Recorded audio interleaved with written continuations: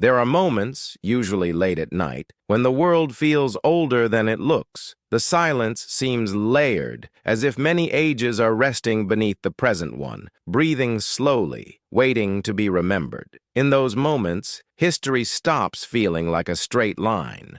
It becomes something circular, something patient. A memory passed down not through words, but through instinct, through dreams, through an unshakable sense that we arrived here after something else had already ended. Tonight, there is nowhere you need to go. Let the mind loosen its grip on the present. Let the modern world fade gently into the background as we drift toward a time when Earth may not have belonged to us at all. The idea begins quietly, almost innocently, with a question that refuses to disappear. What if humanity did not rise at the beginning of the story, but near the middle? What if the world we inherited had already known rulers, laws, conflicts, and collapse long before the first human name was ever spoken? Not rulers in the sense we understand today, but beings described as architects of order, keepers of cycles, and voices that shaped the earliest memories of civilization. If this kind of journey speaks to something inside you, consider gently staying connected by choosing to subscribe, not as a demand, but as a quiet agreement to return here again, to this shared space of old questions and slow reflection, whenever the night feels long and history feels close. Long before cities rose along rivers,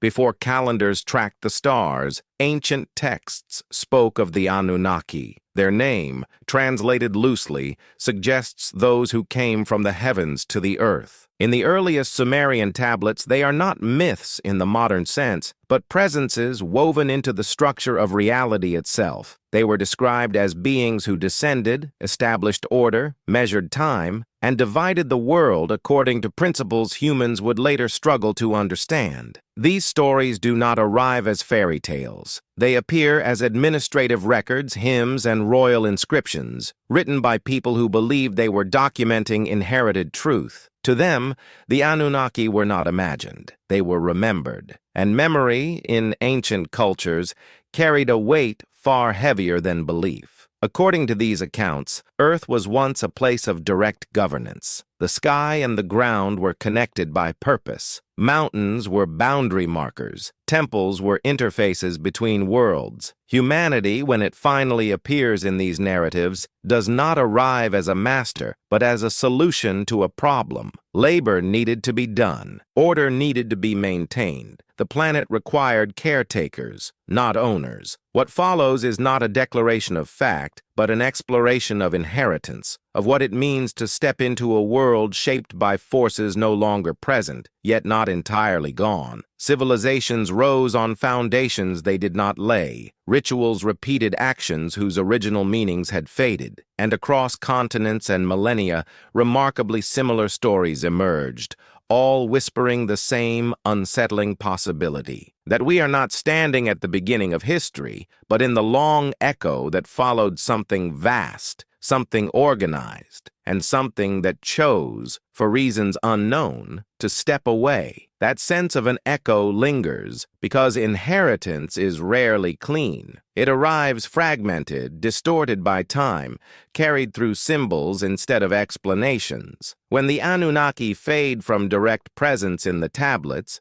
they do not vanish completely. They withdraw upward, into the sky, into the realm of oversight rather than labor, leaving behind systems that continue to function long after their architects are gone. The earliest cities did not emerge randomly. They rose where rivers could be controlled, where stars could be tracked, where stone and mud brick aligned with cardinal directions as if responding to a forgotten template. To the people who lived there, this order was not human invention. It was maintenance. They were keeping something running. The language of the tablets reflects this quietly. Kings do not claim to invent law. They claim to receive it. They do not call themselves creators, but stewards. In these records, the Anunnaki are often described as judges and assigners of fate. Not fate as destiny, but fate as allocation. Who works where? which city holds which role, which lineage carries authority. Even the underworld is administered, governed by rules older than humanity itself. Death, too, is part of a system inherited rather than designed. What is striking is how little credit humans take for the foundations of their own civilization. Writing is framed as a gift, mathematics as a necessity imposed by cosmic order, astronomy as an obligation, because the heavens must be watched, measured, and reported. Time itself becomes a sacred burden, divided into cycles that mirror movements far beyond the earth. As generations passed, direct knowledge thinned. Ritual replaced instruction. Symbols replaced explanations. What once may have been technical became ceremonial. A temple that may have served as a place of coordination between sky and ground became a house of worship. The function remained, but its purpose slipped just out of reach like a word remembered without its meaning. Across the world, similar patterns appear. In Egypt, the gods arrive from a distant time and establish Ma'at, cosmic balance, before retreating into the Duat. In Mesoamerica, divine beings shape humanity through trial and error, then withdraw, promising return. In the Andes, Viracocha emerges from the waters after a catastrophe, organizes the world, and walks away across the sea. These stories do not insist on belief. They insist on remembrance.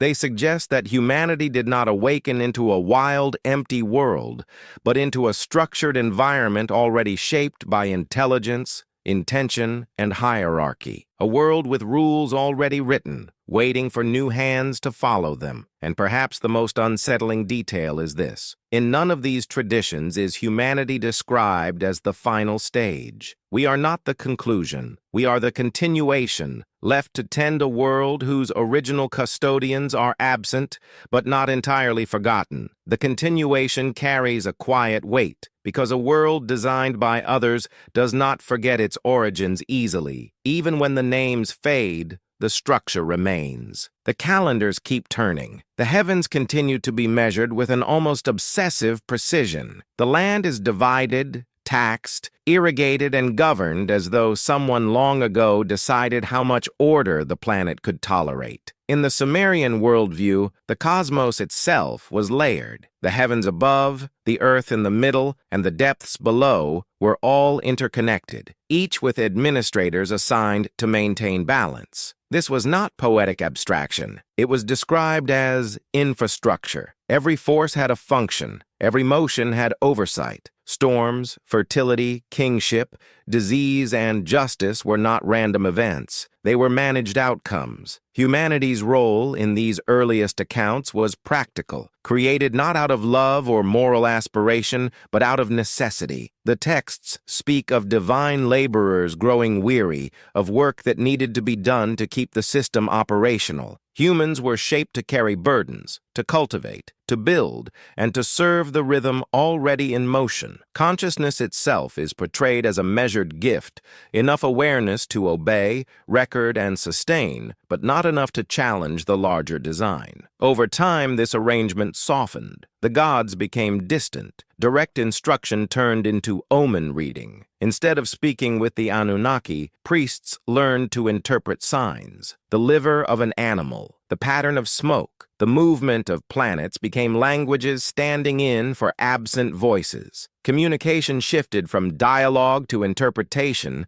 from certainty to probability. Yet the obsession with the sky never disappeared. Civilizations separated by oceans tracked the same stars, marked the same solstices, feared the same eclipses. Massive structures were aligned with events that occurred only once or twice a year, sometimes once in a lifetime. This was not casual curiosity. It was vigilance, as though something important was expected to happen, and humanity had been tasked with watching for it. The idea of cycles becomes central here, not progress but repetition. Ages rise and fall, floods erase, fires cleanse. Each reset is followed by rebuilding, always with an uncomfortable familiarity, as if blueprints survived even when memory did not. Myths of destruction appear everywhere, not as endings, but as corrections. The world is never destroyed completely. It is adjusted. Within this framework, the Anunnaki are less like gods in the modern sense and more like overseers of a long experiment. They establish conditions, monitor outcomes, intervene when imbalance grows too large, then withdraw again. Humanity lives in the gaps between these interventions, slowly forgetting why the rules exist, but continuing to obey them anyway. And so the question deepens. If we inherited a world once ruled by others, how much of our behavior is truly our own? How many of our systems are echoes of instructions given before we were capable of understanding them? And what happens when an inheritance is followed for so long that the original purpose disappears, leaving only the motion, repeating itself in silence? That silence is not empty. It is layered, dense with pauses where answers used to live. As humanity continued forward, the inherited systems grew more complex, but also more fragile. When instruction fades, interpretation multiplies. Each generation adjusts the rules slightly, not out of rebellion, but out of necessity. And slowly, the original design begins to blur. In the ancient records, moments of crisis often coincide with moments of divine absence. Crops fail, kings panic, omens multiply. The sky behaves strangely. In response, humanity does not innovate in the modern sense. It looks backward. It restores older rituals. It rebuilds temples according to ancient proportions. It returns to names that are barely understood, hoping that repetition alone might reopen a channel that has gone quiet. This pattern suggests something deeply human and deeply inherited. When order collapses, the instinct is not to invent, but to remember, to search for alignment with a time when the world felt supervised, when chaos had boundaries, when disasters were explained as decisions rather than accidents. The Anunnaki, whether literal beings or symbolic placeholders for an older authority, represented that lost certainty. As centuries pass, the gods become more anthropomorphic. They argue, they love, they betray. This is often interpreted as myth becoming imaginative, but it may also reflect humanity projecting itself onto what it no longer understands. When the original overseers are gone, their roles are filled with human emotion. The system remains, but its operators are rewritten in familiar terms. Yet beneath these stories, the mechanics persist. The obsession with bloodlines, the insistence that kings are chosen, not elected. The belief that legitimacy comes from descent, from a connection to something older than society itself. Even revolutions frame themselves as restorations of rightful order, not radical departures from it. The landscape, too, holds memory. Ancient sites are rebuilt again and again on the same ground, even after destruction. Floodplains are resettled despite repeated catastrophe. Sacred mountains are climbed generation after generation. These places are not chosen for convenience alone. They feel designated, as if markers were placed long ago, guiding where civilization should rise and where it should not. And always, the sky watches back. The planets wander through fixed paths. Certain stars are associated with judgment, others with renewal. Time is divided into ages ruled by different forces, each with its own character and destiny. Humanity learns to live inside these cosmic moods, adapting behavior to align with movements far beyond its control. If this is an inheritance, it is a demanding one. It asks humanity to maintain a balance it did not design,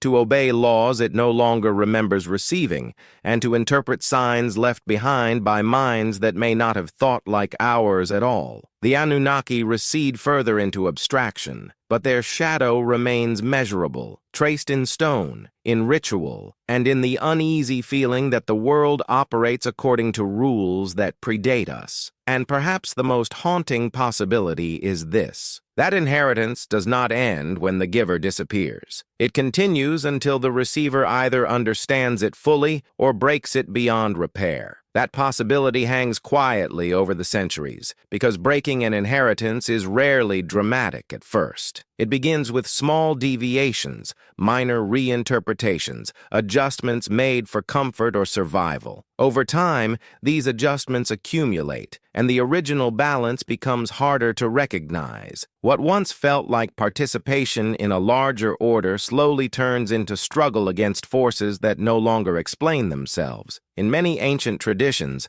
there is a moment when the gods withdraw not out of victory, but disappointment. Humanity grows noisy. Cities grow crowded. The rhythm of the world accelerates. The old texts describe a planet that can no longer rest. Sleep is disturbed. The sky itself seems irritated by the constant motion below. Whether taken literally or symbolically, the message is consistent. The system has drifted too far from its intended equilibrium. Flood stories emerge here with remarkable consistency, not as random disasters but as resets. Water erases boundaries. It dissolves cities. It removes memory without destroying the planet itself. In Mesopotamian accounts, the decision to flood the world is administrative, debated among higher powers, regretted even as it is carried out. Humanity survives not by strength, but by permission. One lineage is preserved. One memory is allowed to continue. After the waters recede, the world feels quieter, smaller, more cautious. Humanity rebuilds with an awareness that something watching once intervened and might do so again. Lifespans shorten. Knowledge fragments. The connection between sky and ground becomes thinner, more symbolic than direct. The inheritance continues, but in diminished form, like a copy of a copy, still functional, but missing resolution. What is rarely discussed is what the Anunnaki lose in these stories. They are no longer described as present rulers. They become distant arbiters, then ancestral figures, then metaphors. This could suggest departure, extinction, or transformation. Or it could suggest something more subtle. That oversight no longer requires presence. That the system, once established, is meant to run on its own. If so, humanity is not abandoned. It is promoted in a sense, given autonomy within boundaries it did not choose. Free to act, but not free from consequence. The cycles continue regardless of belief. Stars move, ages turn. The planet responds to imbalance whether anyone understands why or not.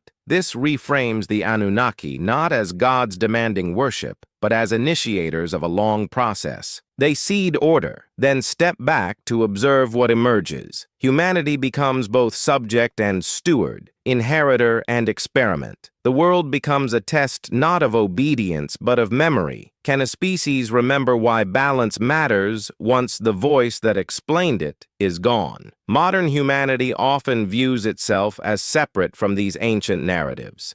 Yet the same patterns persist. Resource extraction accelerates.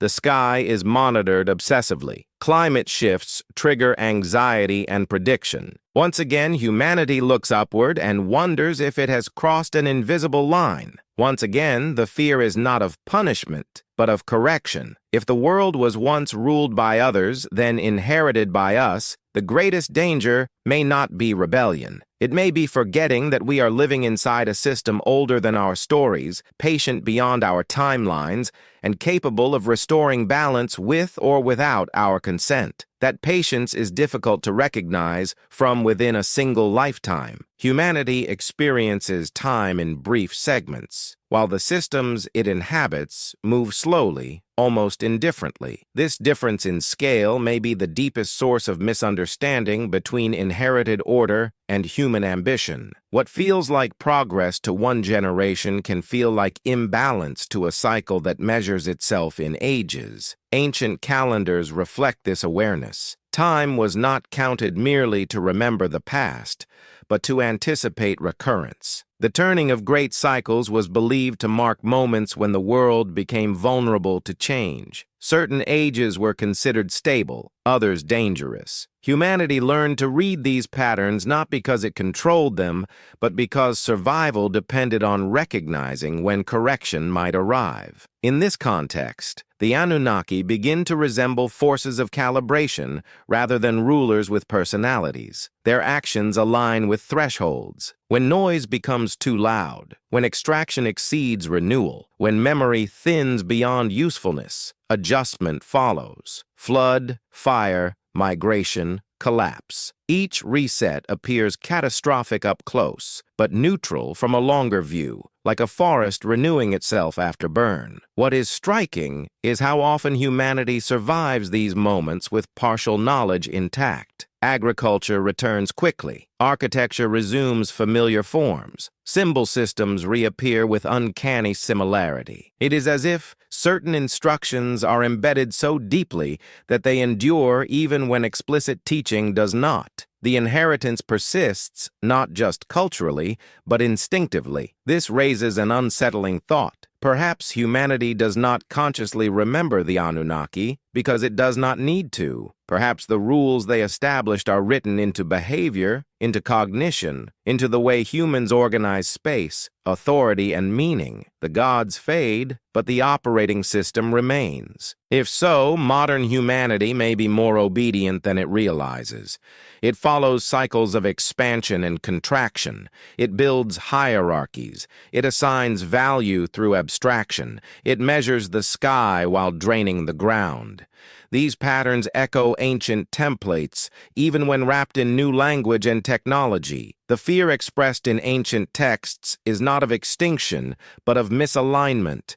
To fall out of harmony with the larger order is to invite correction, not punishment. This distinction matters. It suggests that the universe, or whatever intelligence shaped these systems, is not moral in a human sense. It is functional. Balance is preserved because imbalance destabilizes the whole. Inheriting such a world places humanity in a precarious position. We are free enough to alter conditions, but not powerful enough to escape consequence. We can accelerate cycles, but not stop them. We can forget the past, but not rewrite the laws it set in motion. As the Anunnaki recede further into myth, their legacy becomes more abstract and more pervasive. They are no longer names, but principles. No longer figures, but thresholds. Humanity walks among ruins not only of stone, but of intention, trying to live comfortably inside a system that was never designed for comfort, only for continuity. And perhaps that is the quiet tension beneath all civilizations. The sense that progress is always shadowed by an older rhythm,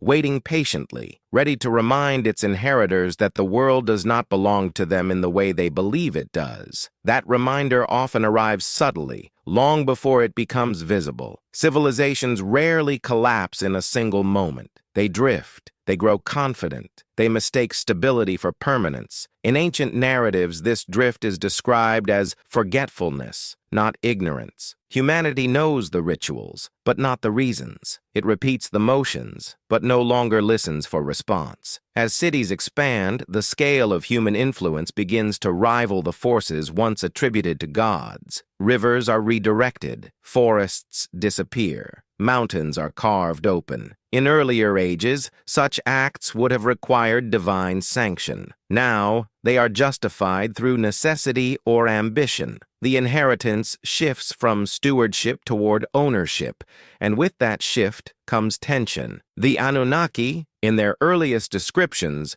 are not creators of chaos or order for its own sake. They are managers of thresholds. Their concern is not morality, but sustainability. When the balance tips too far, the response is corrective. Humanity, however, interprets these corrections through emotion. Disasters become punishments.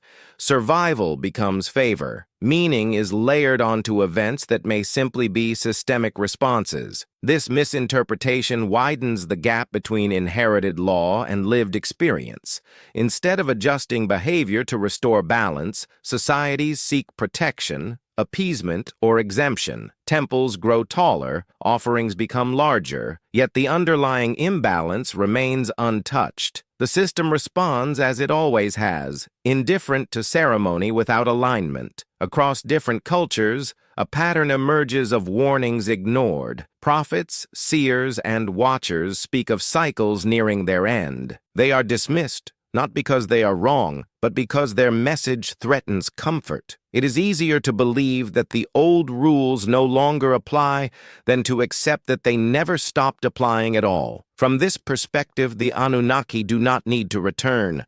Their work is already complete. The mechanisms they set in place continue to function automatically. Humanity is free to interpret them as gods, ancestors, aliens, or metaphors. The outcome does not change. Balance is maintained through response, not belief. What remains uncertain is whether humanity was meant to eventually understand this inheritance fully, or whether partial understanding was always the limit. Perhaps awareness beyond a certain point would destabilize the system. Perhaps forgetting is a feature, not a flaw, a way to ensure participation without interference. As the ancient world gives way to the modern, the language changes, but the tension does not. Scientific models replace myths. Data replaces omens. Yet the same unease persists. The feeling that something is being pushed too far, that thresholds are being crossed faster than they can recalibrate. If humans truly inherited a world once ruled by the Anunnaki,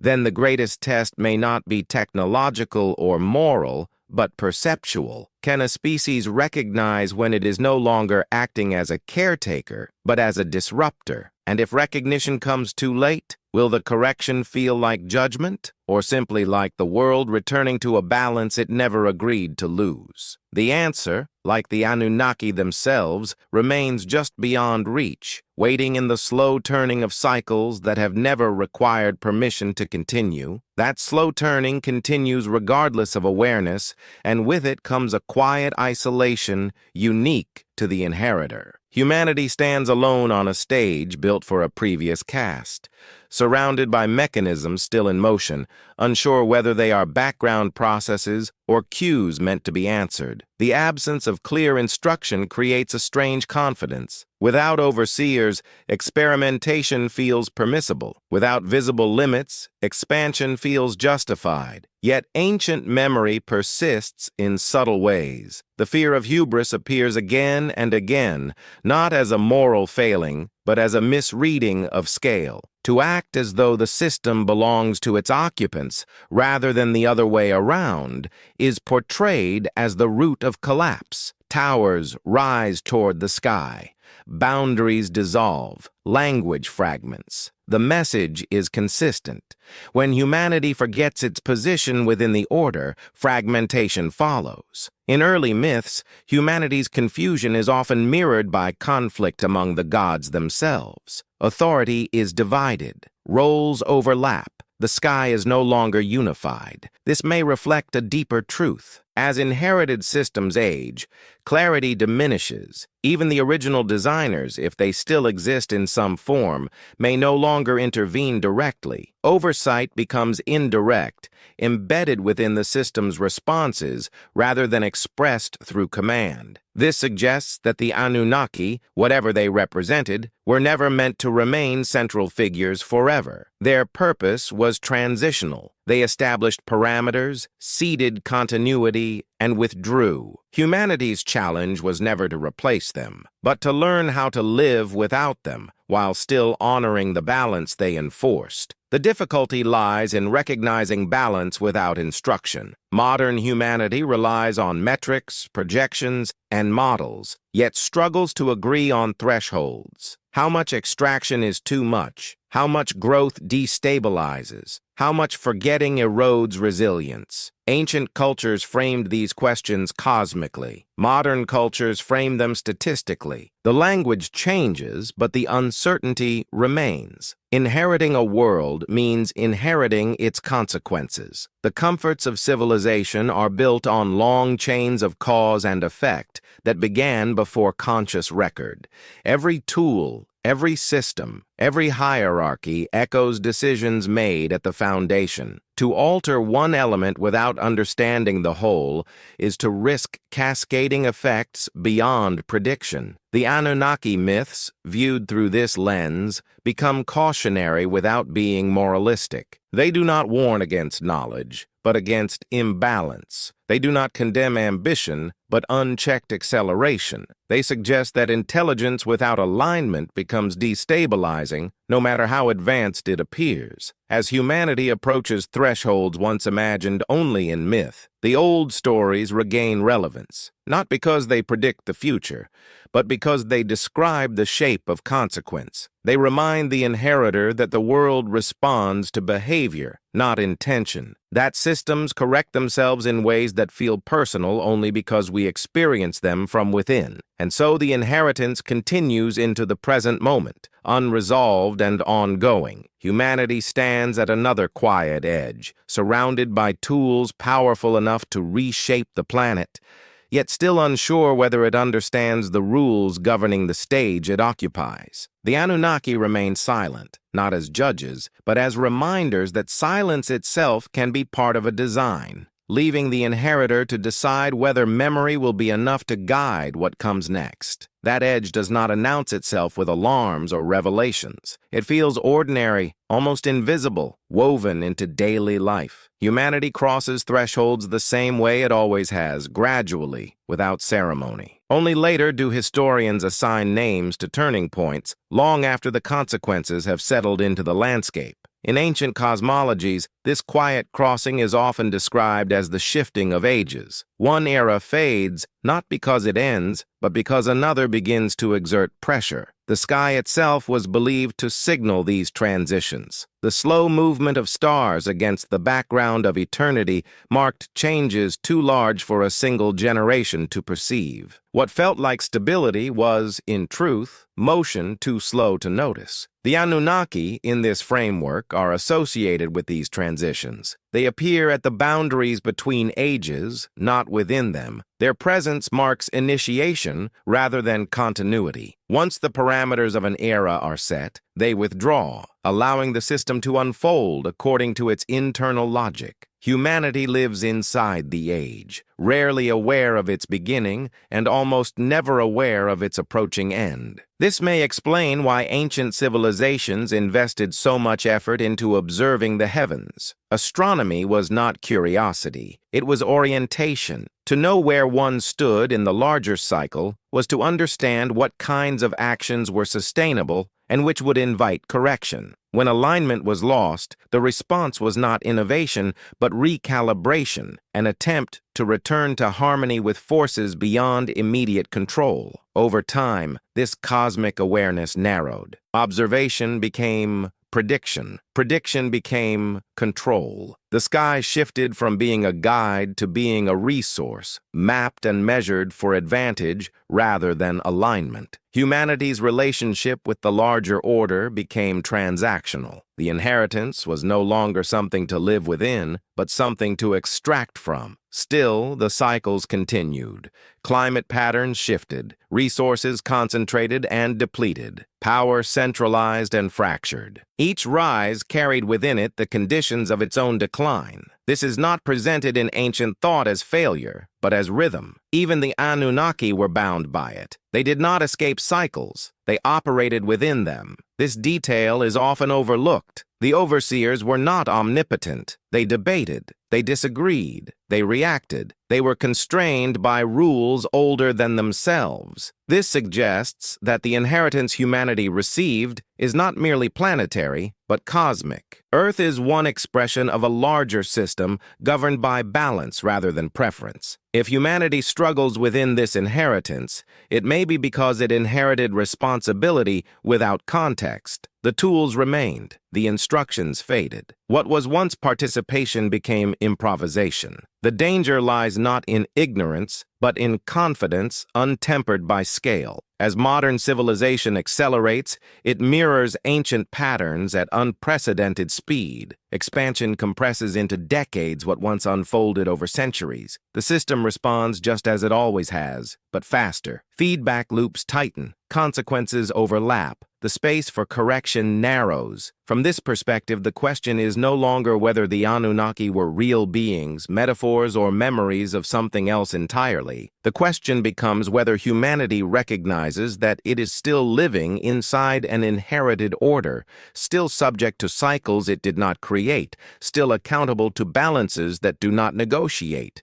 The ancient stories do not predict an ending. They predict continuation, another turning, another adjustment, another age shaped by the behavior of its inheritors. And somewhere beyond immediate perception, the larger system continues to watch itself unfold, indifferent to names, patient with outcomes, and perfectly capable of restoring balance long after the inheritors have forgotten why it was ever necessary. That continuation is the most difficult idea to accept, because it denies finality. Humanity longs for conclusions, for clear endings that assign meaning and closure. Ancient thought rarely offers this comfort. Instead, it presents existence as a sequence of handovers, each age inheriting unresolved conditions from the one before it. Nothing truly begins cleanly. Nothing ends completely. In the oldest layers of memory, the world is never created from nothing. It is organized, shaped, calibrated. Chaos is not evil, but excess. Order is not good, but necessary. The Anunnaki operate within this logic,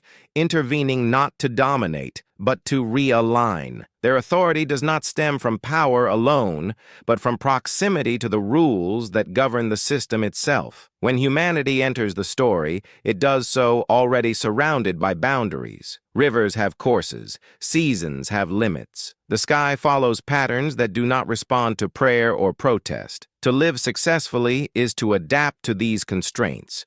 To resist them is to invite correction. This is not presented as punishment, but as inevitability. Over time, humans reinterpret inevitability as choice. Technology amplifies this illusion. Control over environment increases. Distance from consequence grows. The feedback that once arrived quickly now arrives delayed, diffused across populations and generations. The inheritance becomes harder to recognize because its responses are no longer immediate. Ancient societies experienced collapse as something visible and collective, a flood, a famine, an invasion. Modern societies experience it as abstraction. Numbers decline, systems strain, trust erodes. The collapse is real, but it unfolds beneath awareness, disguised as normal fluctuation. The system corrects itself quietly, without spectacle. This quiet correction aligns disturbingly well with ancient expectations. The most severe adjustments are rarely announced. They emerge gradually, felt more than understood. By the time they are recognized, they are already integrated into daily life. The age has shifted, but no one marked the moment. If the Anunnaki myths preserve anything essential, it may be this understanding, that the most powerful forces do not need to declare themselves. They operate through structure, not command, through balance, not decree. Humanity does not need to be judged to be corrected. It only needs to drift far enough from alignment. This reframes fear itself. The ancient fear was not of gods, but of forgetting. Forgetting how much extraction the land could endure. Forgetting how closely human survival was tied to unseen systems.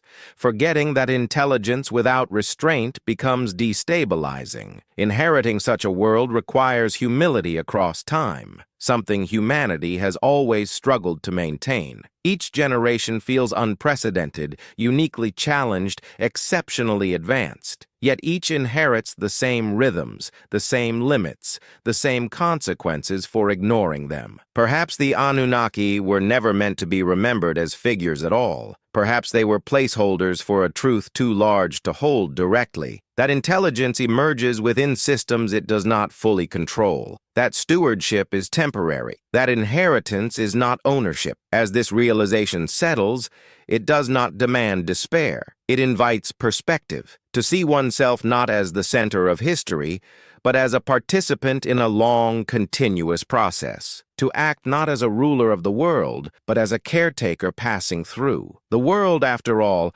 has already been ruled. It has already been shaped. Humanity did not arrive at the beginning, and it will not witness the end. It occupies a middle passage, holding an inheritance that will one day pass again, shaped by how well its current keepers understood the silence left behind by those who came before. That middle passage is defined less by control than by responsibility, a responsibility that often goes unnamed. Humanity senses it as pressure, as unease, as the feeling that something essential is being tested without clear instructions. Ancient myths gave this pressure a narrative shape. Modern life gives it statistics and forecasts. In both cases, the weight remains. In the Anunnaki traditions, responsibility was distributed. No single figure governed everything. Domains were divided, each with limits and obligations. Water, land, time, birth, death, and memory itself were managed as interdependent systems. When one domain was pushed too far, strain appeared elsewhere. Balance was not a moral achievement, but an operational requirement.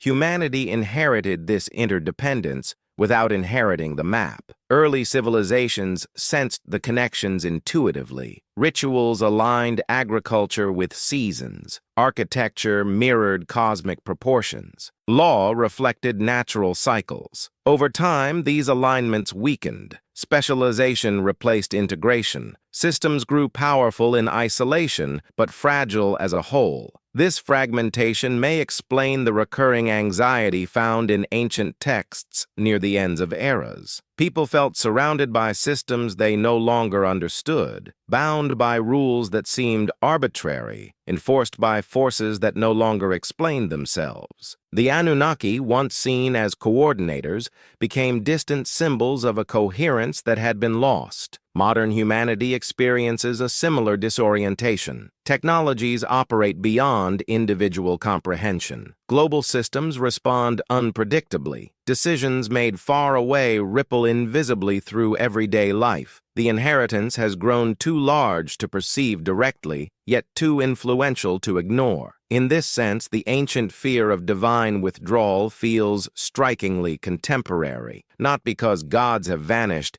but because oversight has become impersonal. The system responds, but no one speaks. Consequences arrive without narrative. Adjustment occurs without explanation. Humanity is left to interpret outcomes after the fact. If the Anunnaki ever existed as beings, their greatest legacy may be this structure of distributed responsibility. No single failure causes collapse. It emerges from cumulative misalignment. Likewise, recovery does not come from a single act of salvation, but from gradual realignment across domains. Ancient societies expressed this through renewal rituals, periodic resets meant to restore balance before correction became catastrophic. Modern societies struggle to perform such resets intentionally. Growth is continuous. Expansion is expected. Stopping feels like failure. Yet ancient wisdom suggests that pause is not collapse. It is maintenance. The difficulty lies in recognizing when maintenance is needed. Without clear markers, humanity relies on thresholds that are discovered only by crossing them. The cost of learning increases with scale. What once affected a city now affects a planet. Inheriting a world once ruled by others means inheriting both its potential and its constraints. The temptation is to see constraints as obstacles to overcome. The ancient perspective saw them as signals to respect. This difference in interpretation may determine how long the current age can sustain itself. The Anunnaki myths do not offer rescue.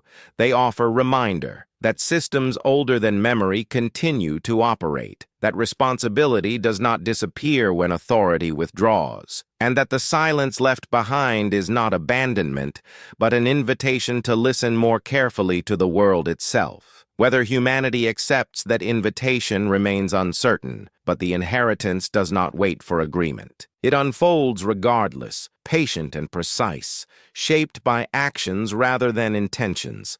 carrying forward the quiet logic of a world that learned long ago how to correct itself when its keepers forget their place within it. That unfolding continues beneath the surface of everyday life, rarely dramatic enough to command attention, yet constant enough to shape outcomes. Humanity often looks for turning points in moments of crisis, but the deeper shifts occur during periods of apparent normality. Ancient observers understood this. They watched the quiet years as closely as the chaotic ones, knowing that imbalance accumulates silently. In many traditions, the decline of an age is marked not by disaster, but by disconnection. People lose a shared sense of orientation. Stories fragment, purpose narrows. The inheritance becomes something to exploit rather than sustain. This is not framed as corruption, but as narrowing awareness. A world once experienced as interconnected is reduced to parts. The Anunnaki narratives preserve this transition with subtlety. As the gods recede, humans argue more. Authority splinters. Law becomes rigid. Flexibility is lost. Systems designed to adapt begin to resist change. The very structures meant to preserve balance become obstacles to it. Modern parallels are difficult to ignore. Institutions grow powerful, then brittle. Solutions address symptoms rather than causes. Complexity increases faster than understanding. The system becomes efficient, but not resilient. When stress arrives, it reveals hidden fragilities that accumulated during periods of success. Ancient myths often personify this moment as a warning ignored, a message misunderstood, a sign dismissed. But beneath the story lies a structural truth. Systems fail when feedback is delayed or silenced. The Anunnaki, whether literal or symbolic, represented feedback made visible. Their withdrawal removes that clarity. Inheriting a world without visible feedback requires developing new forms of listening. Ancient cultures listened through ritual, myth, and cosmology. Modern cultures listen through data, models, and projections. Both methods struggle with the same limitation. They are interpretations, not the system itself. This gap between representation and reality widens as scale increases. The planet becomes abstract. Consequences are averaged. Responsibility diffuses. No single actor feels accountable for systemic drift. The inheritance remains intact, but its stewardship becomes collective and therefore elusive. The ancient fear of another reset emerges here,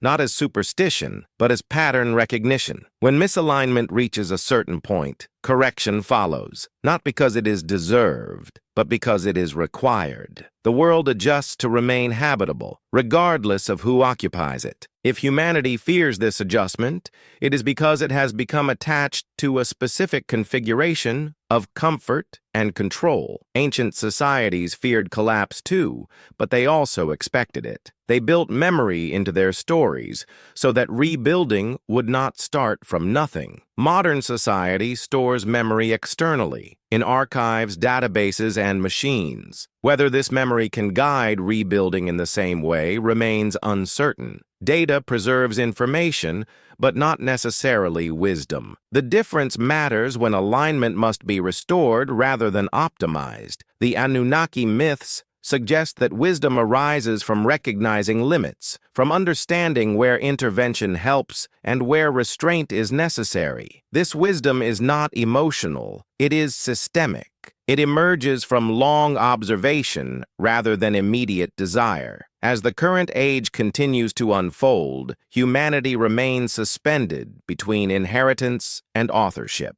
It has the tools to reshape the world, but not the clarity to fully understand the system it is reshaping. The silence left by ancient overseers grows louder in this tension, not as absence, but as a space where responsibility can no longer be deferred. What happens next is not written in prophecy. It is written in accumulation, in small choices multiplied across billions, in alignment slowly restored or quietly abandoned. The world responds as it always has, patient and exact, carrying forward an inheritance that remembers even when its inheritors do not.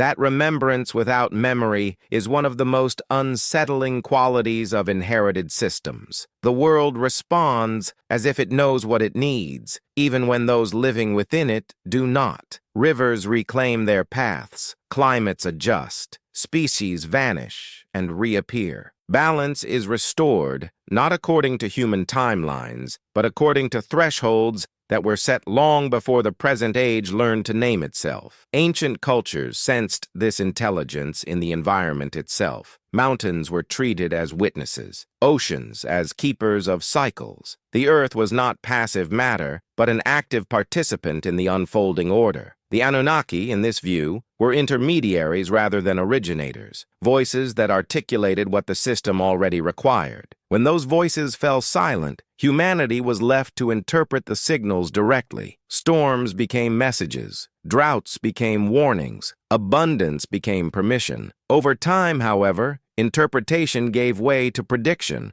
and prediction to control. The Earth shifted from being a partner to being a variable. This shift may mark one of the most profound deviations from the original inheritance, not because control is inherently wrong, but because it assumes comprehension. To manipulate a system without understanding its full complexity is to risk unintended amplification. Ancient myths often describe this as awakening forces that were better left undisturbed, not out of fear, but out of respect for scale. The Anunnaki stories frequently emphasize restraint. Certain knowledge is delayed, certain powers are limited, not everything is revealed at once. This pacing suggests an understanding that awareness must grow alongside responsibility. Humanity, however, has always been impatient with gradual unfolding. Acceleration feels like progress, even when it erodes stability. Modern civilization embodies this tension. Innovations outpace ethical frameworks. Capabilities expand faster than wisdom. The inheritance is leveraged aggressively,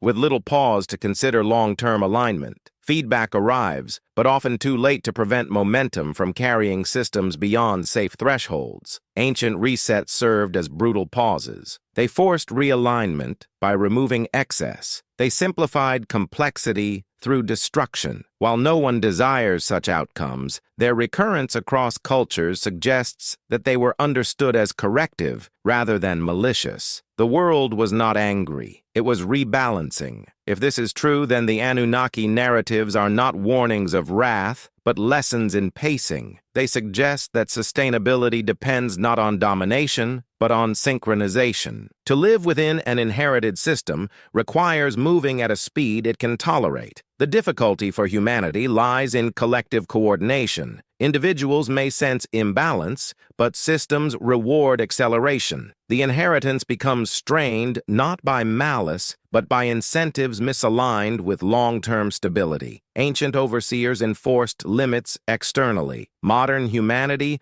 must enforce them internally. This is perhaps the true burden of inheritance. Not the memory of gods, but the absence of guardians. The realization that no higher authority will intervene in time to prevent collapse. The system will correct itself, but not necessarily in ways that preserve current arrangements. The Anunnaki fade here into abstraction, but their legacy sharpens. They represent a time when limits were explicit, when balance was enforced by design. Humanity now lives in a world where limits must be recognized voluntarily, without certainty, without reassurance, and without guidance from the sky. Whether this transition was intentional or inevitable remains unknown. What is clear is that the inheritance has reached a stage where awareness itself becomes a variable. The future is shaped not by what humanity believes about its origins, but by how it responds to the silent intelligence of the world it continues to occupy. And so the cycle turns again, quietly. The system observes its inheritors through consequence rather than command, waiting not for belief, but for alignment, as it always has, and as it will, long after the current age has learned what it means to inherit something older than memory itself. That silence invites interpretation, and interpretation often becomes story. Humanity has always used narrative to bridge the gap between cause and consequence, between action and outcome. The Anunnaki myths may have served precisely this function, offering a language through which complex systems could be felt, if not fully understood. They translated structure into presence, balance into personality, and thresholds into decisions. As those stories faded, new narratives took their place. Progress replaced stewardship. Growth replaced balance. The future became something to conquer rather than something to prepare for. Yet beneath these newer stories, the older logic remained unchanged. The system continued to reward alignment and correct excess, indifferent to the language used to describe it. Ancient observers recognized that forgetting was inevitable. They built redundancy into memory through myth, architecture, and ritual. When one form failed, another carried the pattern forward. Modern humanity relies heavily on abstraction.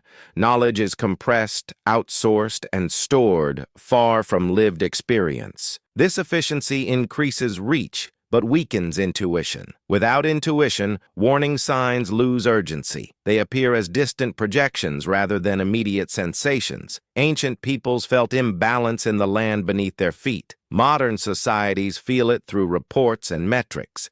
The delay between signal and response grows, increasing the magnitude of correction required to restore balance. The Anunnaki, in this sense, represent a lost immediacy, a time when feedback was embodied rather than mediated. Their withdrawal coincides with humanity's growing distance from direct experience of the systems it depends on. The inheritance becomes intellectual rather than visceral, managed rather than lived. This shift alters behavior in subtle ways. When consequences are abstract, responsibility diffuses. When responsibility diffuses, limits erode. The system tolerates this drift for long periods, absorbing stress quietly until tolerance is exceeded. Correction then arrives not as a warning but as a reality. Ancient myths often describe this moment as sudden, but its causes are always gradual. The flood follows centuries of noise. The fire follows long imbalance. The collapse feels abrupt only because the accumulation was ignored. This pattern repeats across eras, suggesting a consistency that transcends culture and belief. If humanity inherited a world once ruled by the Anunnaki, it also inherited this pattern of tolerance followed by correction. The system does not overreact. It waits. It allows deviation. Only when deviation threatens continuity does it respond decisively. Understanding this does not require belief in ancient gods.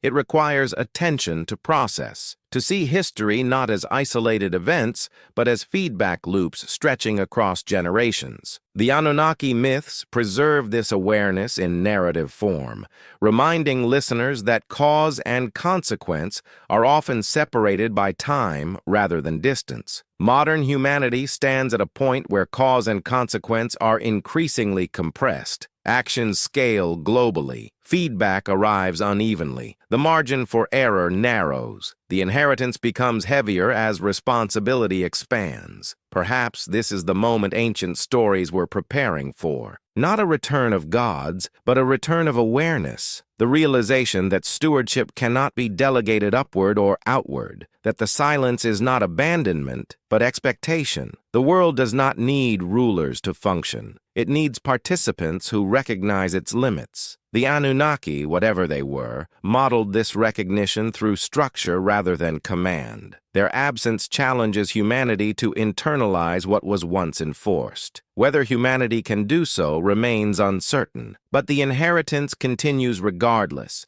shaped by every choice made within it, carrying forward a logic older than myth, older than memory, and patient enough to wait until understanding either emerges or becomes unnecessary. That patience can feel unsettling because it offers no reassurance. The system does not promise survival, only continuity. Ancient cultures understood this distinction. They did not assume that civilizations were meant to last forever. They assumed they were meant to play their part, to rise, to stabilize, and eventually to give way. Permanence was never the goal. Participation was. The Anunnaki myths reflect this humility. Even the overseers are bound by cycles. They argue, adjust, and withdraw. They do not freeze the world in an ideal state. They initiate processes and accept outcomes. This acceptance of impermanence stands in sharp contrast to modern expectations, where collapse is framed as failure rather than transition. Humanity's discomfort with transition may be the clearest sign of forgetting.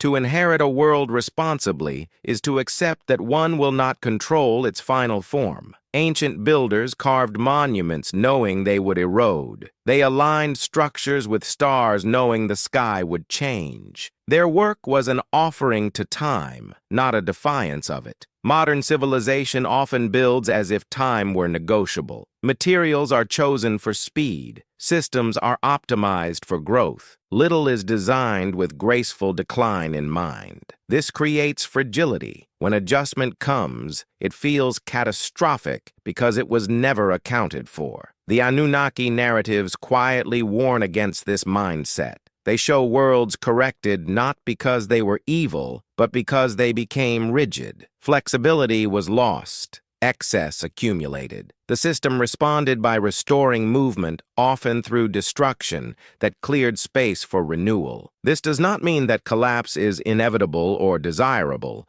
It means that renewal requires release. Ancient societies practiced this symbolically through rituals of dissolution and rebirth. Modern societies resist release at all costs, clinging to structures long after they cease to serve balance. The inheritance humanity carries includes not only resources and knowledge, but patterns of response. How a society handles stress reveals whether it understands the system it inhabits. Panic accelerates collapse. Denial deepens it. Attention and restraint can soften correction, even if they cannot prevent it entirely. The silence attributed to the Anunnaki may be intentional in this sense. By withdrawing, they remove the illusion of external rescue. Humanity is forced to confront its relationship with the system directly. There is no higher authority to appeal to, only feedback to interpret. This places humanity in an unfamiliar role. Not subjects, not rulers, but participants in a process larger than identity or belief. The question is no longer who governs the world, but how those within it respond to its signals. Ancient myths encoded this awareness through story. Modern humanity must rediscover it through experience. The inheritance does not provide instructions, only boundaries. Within those boundaries, choice remains. As the age continues to unfold, the tension between acceleration and alignment grows sharper. The system does not rush. It does not argue. It does not explain.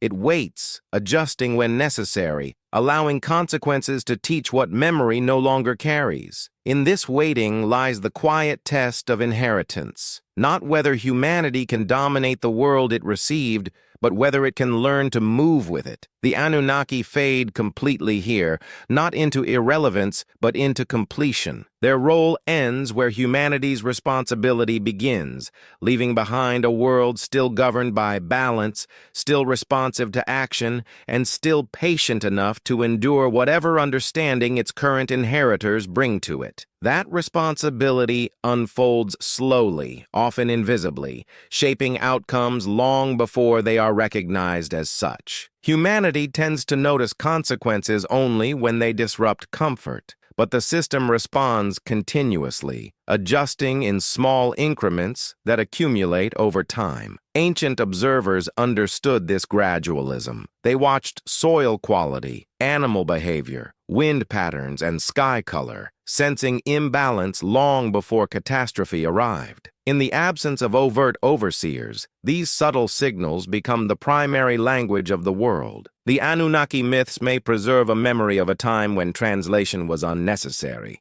when instruction arrived directly. Their withdrawal leaves humanity dependent on interpretation, a skill that requires patience, humility, and attention to scale. As societies grow more complex, this skill weakens, attention narrows, signals are filtered through layers of mediation. By the time a warning reaches decision-makers, it has been diluted into abstraction. The system does not adjust its thresholds to compensate. It responds to conditions, not to awareness. Ancient cultures attempted to solve this problem by embedding memory into place. Sacred landscapes functioned as reminders. Seasonal ceremonies synchronized communities with cycles they could not control. These practices were not symbolic in the modern sense. They were practical tools for maintaining alignment across generations. Modern humanity relies less on place and more on portability. Knowledge travels, but context thins. The inheritance becomes mobile,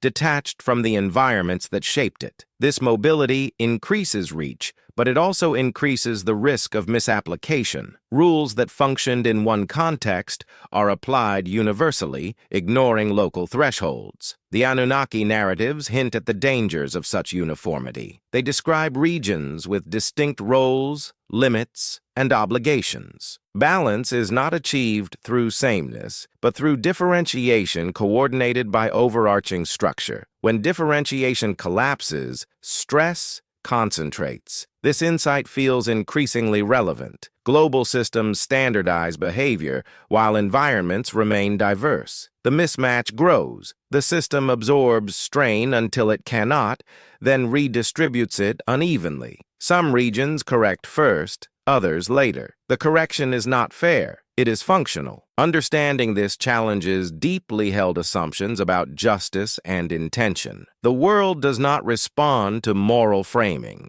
It responds to physical and systemic conditions. The Anunnaki, if they existed, operated within this reality. Their decisions were not judgments of worth, but calculations of balance. Inheriting such a system demands emotional maturity across time. It requires accepting that outcomes are not personal. That loss does not imply failure. That correction is not condemnation. Ancient cultures ritualized this acceptance. Modern cultures struggle to articulate it. As humanity moves deeper into this inherited world, the absence of narrative oversight becomes more pronounced.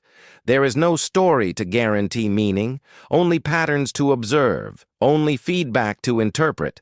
The silence that once belonged to withdrawn gods now belongs to the system itself. Whether humanity can learn to listen without myth remains uncertain, but the inheritance continues to speak through consequence, through gradual shifts, through thresholds crossed quietly, then remembered loudly. The Anunnaki no longer need to appear in this story. Their role has been absorbed into structure. What remains is a world that remembers its balance even when its inheritors do not, continuing its slow calibration, patient enough to wait for understanding, and indifferent to whether that understanding arrives before adjustment, makes the lesson unavoidable. That inevitability gives the inheritance its quiet gravity. The system does not negotiate, yet it is not hostile. It does not rush, yet it is never idle. Humanity often interprets this neutrality as absence, but ancient thought understood it as presence without personality. The Anunnaki may have been the last figures to give that presence a recognizable face.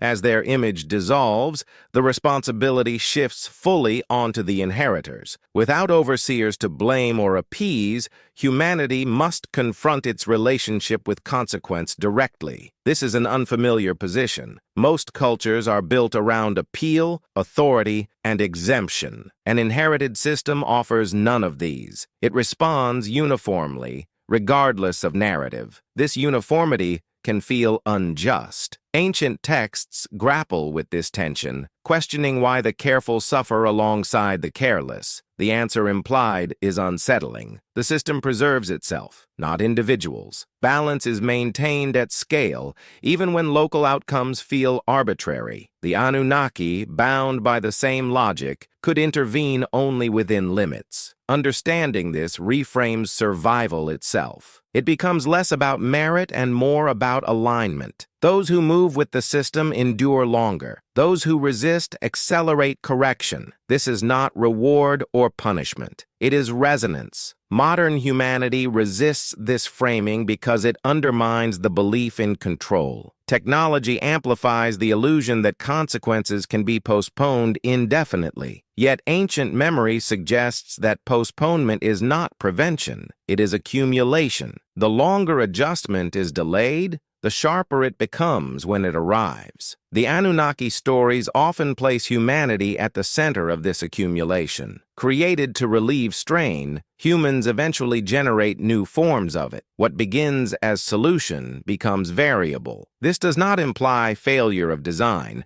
but the inevitability of change within any system that includes awareness. Awareness itself introduces instability. To know a system is to attempt to bend it. Ancient overseers limited knowledge not to dominate, but to preserve balance. Humanity now holds unprecedented awareness without corresponding restraint. The inheritance grows heavier as understanding outpaces wisdom. This imbalance manifests subtly at first.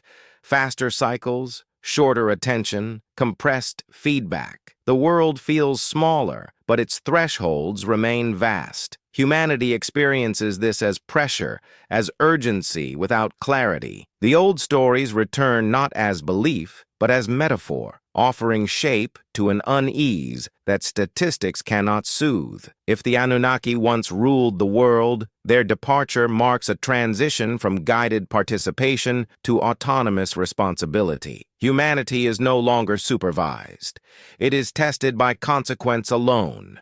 The test has no end date, only outcomes. What remains is choice within limits, alignment or acceleration, listening or overriding. None of these choices stop the cycle. They influence only how gently or violently adjustment unfolds. The inherited world does not ask to be worshipped. It asks to be understood. It does not promise safety. It offers continuity. And in that continuity lies a quiet invitation to slow enough to feel the system's rhythm, to act with scale in mind, to recognize that inheritance is not possession, but stewardship across time. Whether humanity accepts that invitation remains unresolved, but the system continues regardless, patient and exact, carrying forward a balance older than memory, shaped now not by gods or overseers, but by the accumulated behavior of those who inherited their silence. That accumulated behavior becomes the true narrative of an age, written not in myth or record, but in outcomes. Long after stories fade, the land remembers what was done to it. Rivers carry sediment from forgotten decisions. Atmospheres hold traces of ancient fires. The world archives behavior with a precision no culture can match. Ancient civilizations sensed this continuity.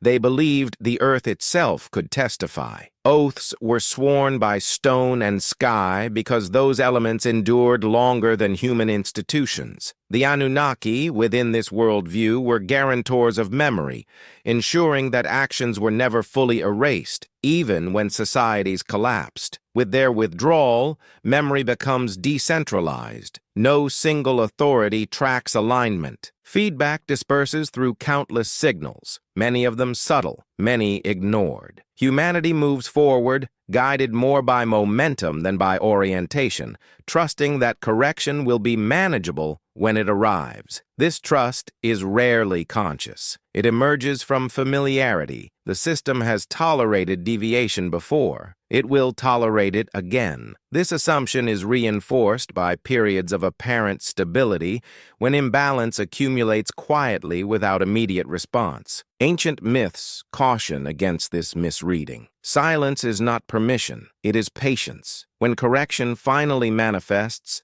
it often appears disconnected from its causes. Generations have passed. Responsibility is diffuse. The lesson arrives stripped of context, experienced as misfortune rather than feedback. The opportunity for learning narrows as the scale of adjustment increases. The Anunnaki stories imply that earlier ages had clearer lines between action and consequence. Oversight reduced delay. Withdrawal increased autonomy, but also increased risk. Humanity gained freedom at the cost of immediacy. The inheritance became harder to navigate precisely because it became more permissive. Modern humanity exists at the far end of this spectrum. Autonomy is vast. Feedback is delayed and abstract. The system still responds, but its responses intersect with lives far removed from the original actions. This temporal distance complicates responsibility and weakens restraint. Ancient cultures attempted to bridge this gap through ancestor memory, emphasizing continuity between generations. Modern culture emphasizes novelty, treating the past as obsolete. This accelerates drift. Without long memory, alignment becomes reactive rather than anticipatory. The Anunnaki fade here not as figures of authority, but as symbols of continuity itself. They represent the idea that actions matter beyond immediate visibility, that systems remember even when societies forget, that inheritance carries obligation across time. If humanity struggles with this obligation, it is because the scale of consequence now exceeds individual perception. No one feels fully responsible, yet the system responds as if responsibility were unified. This mismatch generates tension, confusion, and denial. Still, the world adjusts. It always has. It redistributes stress. It simplifies when complexity exceeds resilience. It restores movement where rigidity dominates. These adjustments are not targeted. They are systemic. Understanding this does not require despair. It requires recalibration of expectation. Survival is not guaranteed,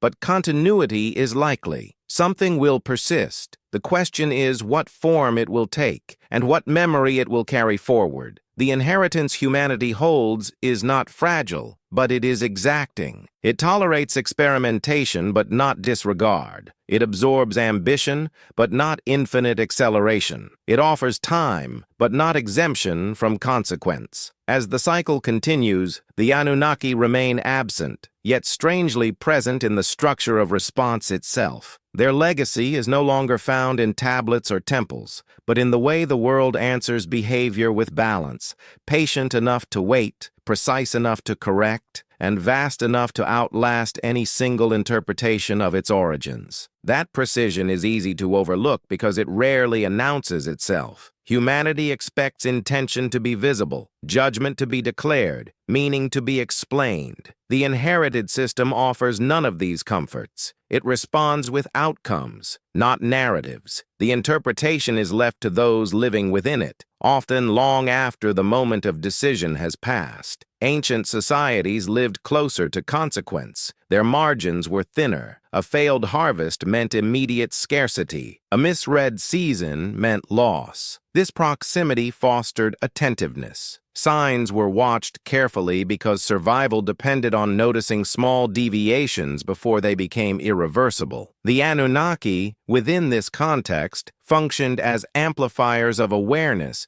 rather than sources of power. As distance from consequence increased, so did confidence. Surpluses softened feedback. Trade redistributed risk. Technology buffered error. The inheritance appeared more forgiving than it truly was. Correction became slower, but not weaker. It simply accumulated potential until release was unavoidable. The ancient fear of awakening dormant forces may reflect this understanding. Not that the world hides anger, but that imbalance stores energy. When thresholds are crossed repeatedly, adjustment does not arrive incrementally. It arrives in compression. What was postponed returns all at once. The Anunnaki myths often describe this moment as a decision among higher powers, but the language masks a structural reality. The system does not deliberate. It responds when tolerance is exceeded. The appearance of choice is a narrative device used to make inevitability comprehensible. Humanity's challenge lies in recognizing inevitability without surrendering agency. The fact that correction will occur does not mean behavior is irrelevant. On the contrary, behavior shapes the form correction takes. Alignment softens it. Resistance sharpens it. The inheritance is responsive, even if it is indifferent. Modern humanity stands at a scale where this responsiveness is global. Actions ripple through interconnected systems, crossing boundaries ancient societies could not imagine. The margin for localized error has narrowed. The inheritance now responds to collective behavior rather than isolated choices. This shift intensifies the silence. There is no single sign to read, no single ritual to perform. Feedback arrives unevenly, fragmented across regions and populations. Interpreting it requires cooperation, long memory, and restraint, qualities difficult to sustain in a culture optimized for speed and growth. The Anunnaki, if remembered correctly, enforced coordination. Their authority unified domains. Their withdrawal leaves coordination as a voluntary act. Humanity must choose to align across differences without a shared overseer. The system does not assist in this choice. It only responds to the outcome. This may be the deepest test of inheritance, not whether humanity can understand ancient myths, but whether it can act collectively within an inherited system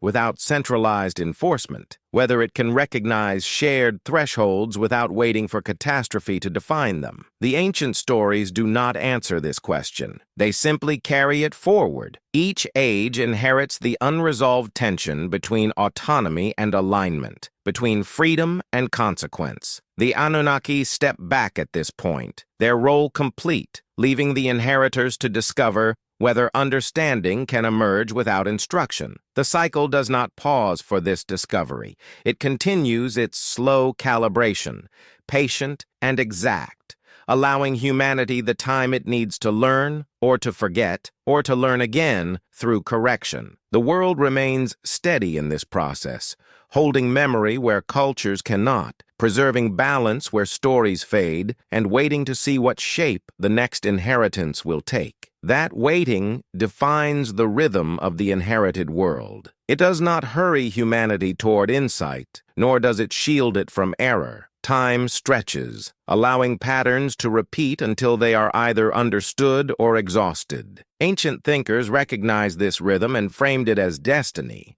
not because outcomes were fixed, but because cycles had momentum once set in motion. In the Anunnaki narratives, destiny is not prophecy, it is trajectory. Once imbalance reaches a certain scale, events follow with a logic that feels inevitable only in retrospect. The gods do not force outcomes. They acknowledge them. Their authority lies in recognizing when a course can no longer be altered without disruption. Humanity now occupies a similar position, though without the clarity those stories provided. Decisions are made incrementally, often without awareness of their cumulative weight. Each choice seems small. Each adjustment feels reasonable. Only later does the trajectory become visible, by which point alteration requires sacrifice rather than correction. This delayed recognition shapes the emotional landscape of civilizations. Confidence turns to anxiety. Expansion gives way to preservation. Innovation shifts toward mitigation.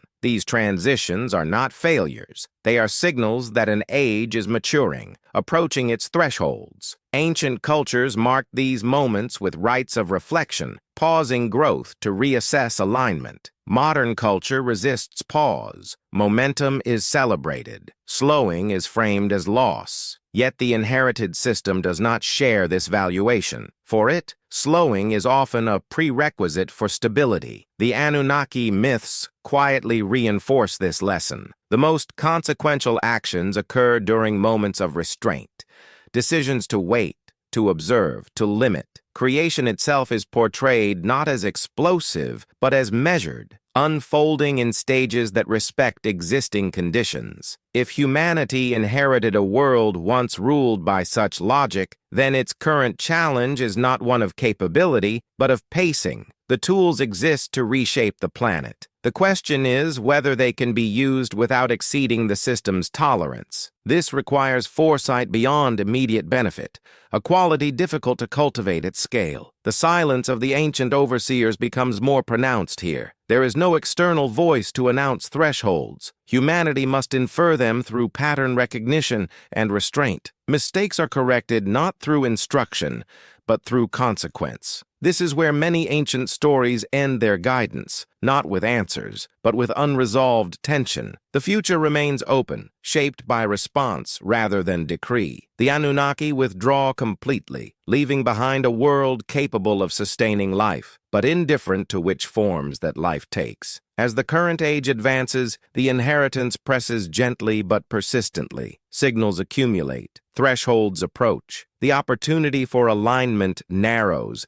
not because the system is cruel, but because complexity magnifies effect. Whether humanity recognizes this moment as part of a long continuum or treats it as unprecedented will shape what follows. The inherited world does not demand belief in its origins. It demands attention to its patterns, and so the cycle continues into uncertainty, carrying forward the quiet logic established long before human memory began. The Anunnaki no longer appear in name or form, but their influence remains embedded in the structure of consequence itself, guiding the world through balance rather than command, and leaving each generation to discover, in its own way, what it truly means to inherit something older, larger, and more patient than any story told about it. That uncertainty marks a subtle turning, the point where accumulation begins to express itself as pressure rather than potential. Ancient traditions often place this moment at the edge of catastrophe,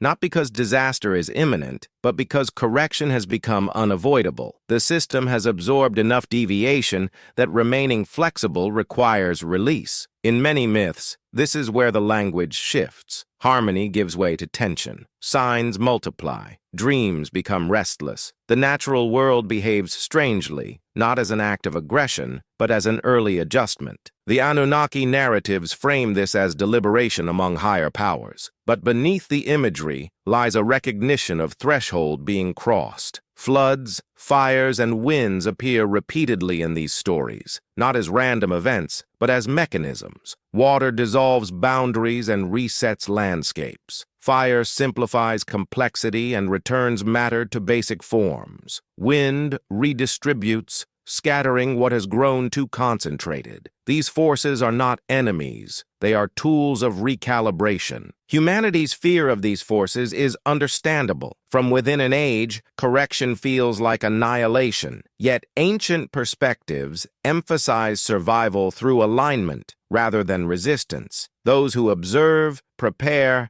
and adapt endure. Those who deny or defy are swept along by momentum they helped create. The Anunnaki, in this phase, are rarely depicted as saviors. They do not prevent catastrophe. They warn, permit, or withdraw. Their role is to maintain continuity, not to preserve comfort. Humanity is allowed to persist, but not unchanged. Memory is carried forward selectively, through those who adapt rather than dominate. This selective survival appears across cultures. A remnant rebuilds. Knowledge returns in fragments. Techniques reemerge with familiarity that feels instinctive. The inheritance is pruned, not erased. Excess is removed. Core functions remain. From a modern perspective, this seems cruel. From a systemic perspective, it is efficient. Complexity beyond resilience is reduced. The system regains flexibility. Life continues in altered form, carrying lessons embedded not in text, but in structure. If humanity inherited a world shaped by such resets, then catastrophe is not an exception to history. It is part of its rhythm. The danger lies not in the event itself, but in forgetting that it serves a function beyond destruction. This realization does not invite despair. It invites clarity, to recognize where accumulation is occurring, to understand which systems have grown too rigid to adapt without release, to see correction not as punishment, but as rebalancing that could be softened through foresight and restraint. The ancient stories suggest that awareness at this stage matters deeply, not awareness of gods, but awareness of pattern. Those who understand the rhythm act differently. They store memory in durable forms. They choose locations wisely. They design for return rather than permanence. As the world approaches another subtle threshold, humanity stands once more in the space between accumulation and adjustment. The Anunnaki are no longer present to frame this moment as divine will. The responsibility to interpret it belongs entirely to the inheritors. Whether humanity will recognize the signs early enough to soften the correction, or whether adjustment will arrive abruptly through forces beyond negotiation, remains unknown. The system does not announce its intentions, it only responds. And so the inherited world begins another phase, quiet at first, carrying the weight of accumulated deviation, preparing to restore balance in the only way it knows how, while humanity, still learning to read the language of consequence, waits to discover what form that restoration will take. That waiting is rarely passive. Beneath the surface, adaptation begins even before correction becomes visible. Ancient cultures understood this instinctively. When signs accumulated, behavior shifted. Migration started quietly, construction slowed, storage increased. These were not acts of fear, but of attunement, small adjustments made in recognition that an age was tightening its margins. In the Anunnaki traditions, this period is described as one of uneasy balance. The overseers are aware that correction is approaching, yet they do not intervene to stop it. Instead, they allow preparation. Warnings are given indirectly. Knowledge is passed selectively. Not everyone is meant to carry memory forward. Only what is essential survives. This selectivity is uncomfortable to modern sensibilities, but it reflects a systemic reality. Not all structures are equally valuable for continuity. Some exist only to support excess. Others preserve function. When adjustment arrives, it differentiates between the two without moral judgment. Humanity today shows similar patterns, though rarely acknowledged. As systems strain, certain behaviors emerge spontaneously. Local resilience becomes valuable again. Skills once considered obsolete return. Communities experiment with simplification, not out of nostalgia, but necessity. These shifts appear marginal until they are suddenly central. The inherited world encourages this quietly. It rewards flexibility. It favors diversity over uniformity. Systems that can bend endure longer than those optimized for efficiency alone. Ancient myths encoded this principle through survival stories, where those who listened, adapted, and moved lightly carried the future. The Anunnaki, if viewed as custodians of continuity, would not oppose such adaptation. Their withdrawal allows it. Humanity is no longer constrained by fixed instruction. It is free to discover resilience through experience. This freedom is costly, but it is also creative. As adjustment nears, time feels compressed. Decisions carry more weight. Small actions ripple further. The sense of urgency grows, not because catastrophe is guaranteed, but because margin for error is shrinking. Ancient observers described this as the world becoming restless, as though the ground itself were preparing to shift. This restlessness does not demand panic. It demands attention. The difference is subtle but critical. Panic accelerates imbalance. Attention slows it. The inherited system responds to both, amplifying whichever dominates. In this phase, the absence of divine authority becomes most pronounced. There is no external arbiter to blame or obey. Humanity confronts consequence directly. The comfort of appeal is gone. Only alignment remains as a stabilizing force. The Anunnaki myths fall silent here, not because the story ends, but because guidance can go no further. Beyond this point, experience replaces instruction. The future is shaped not by what was known, but by how that knowledge is applied under pressure. Whether humanity recognizes this moment as a narrowing corridor, or continues as though margins remain wide will influence how adjustment unfolds. The system does not demand perfection. It responds to direction. Even small shifts toward balance can soften outcomes. The inherited world waits without urgency, but not without purpose. It prepares to restore flexibility where rigidity has accumulated, to reopen pathways closed by excess, and to carry forward whatever can adapt. Humanity stands within this preparation,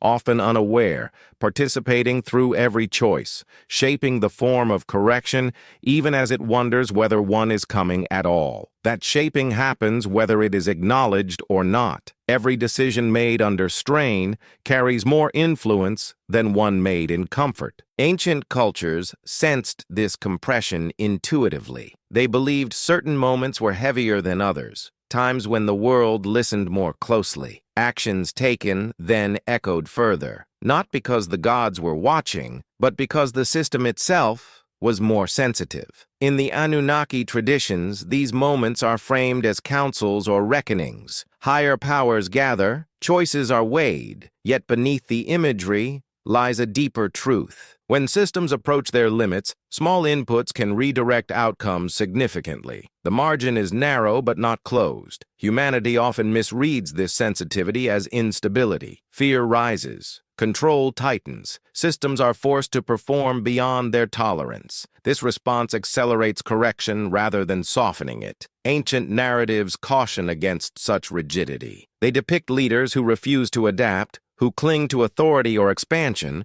and who are swept away not by malice but by inflexibility. Those who endure in these stories are rarely the most powerful. They are the most attentive.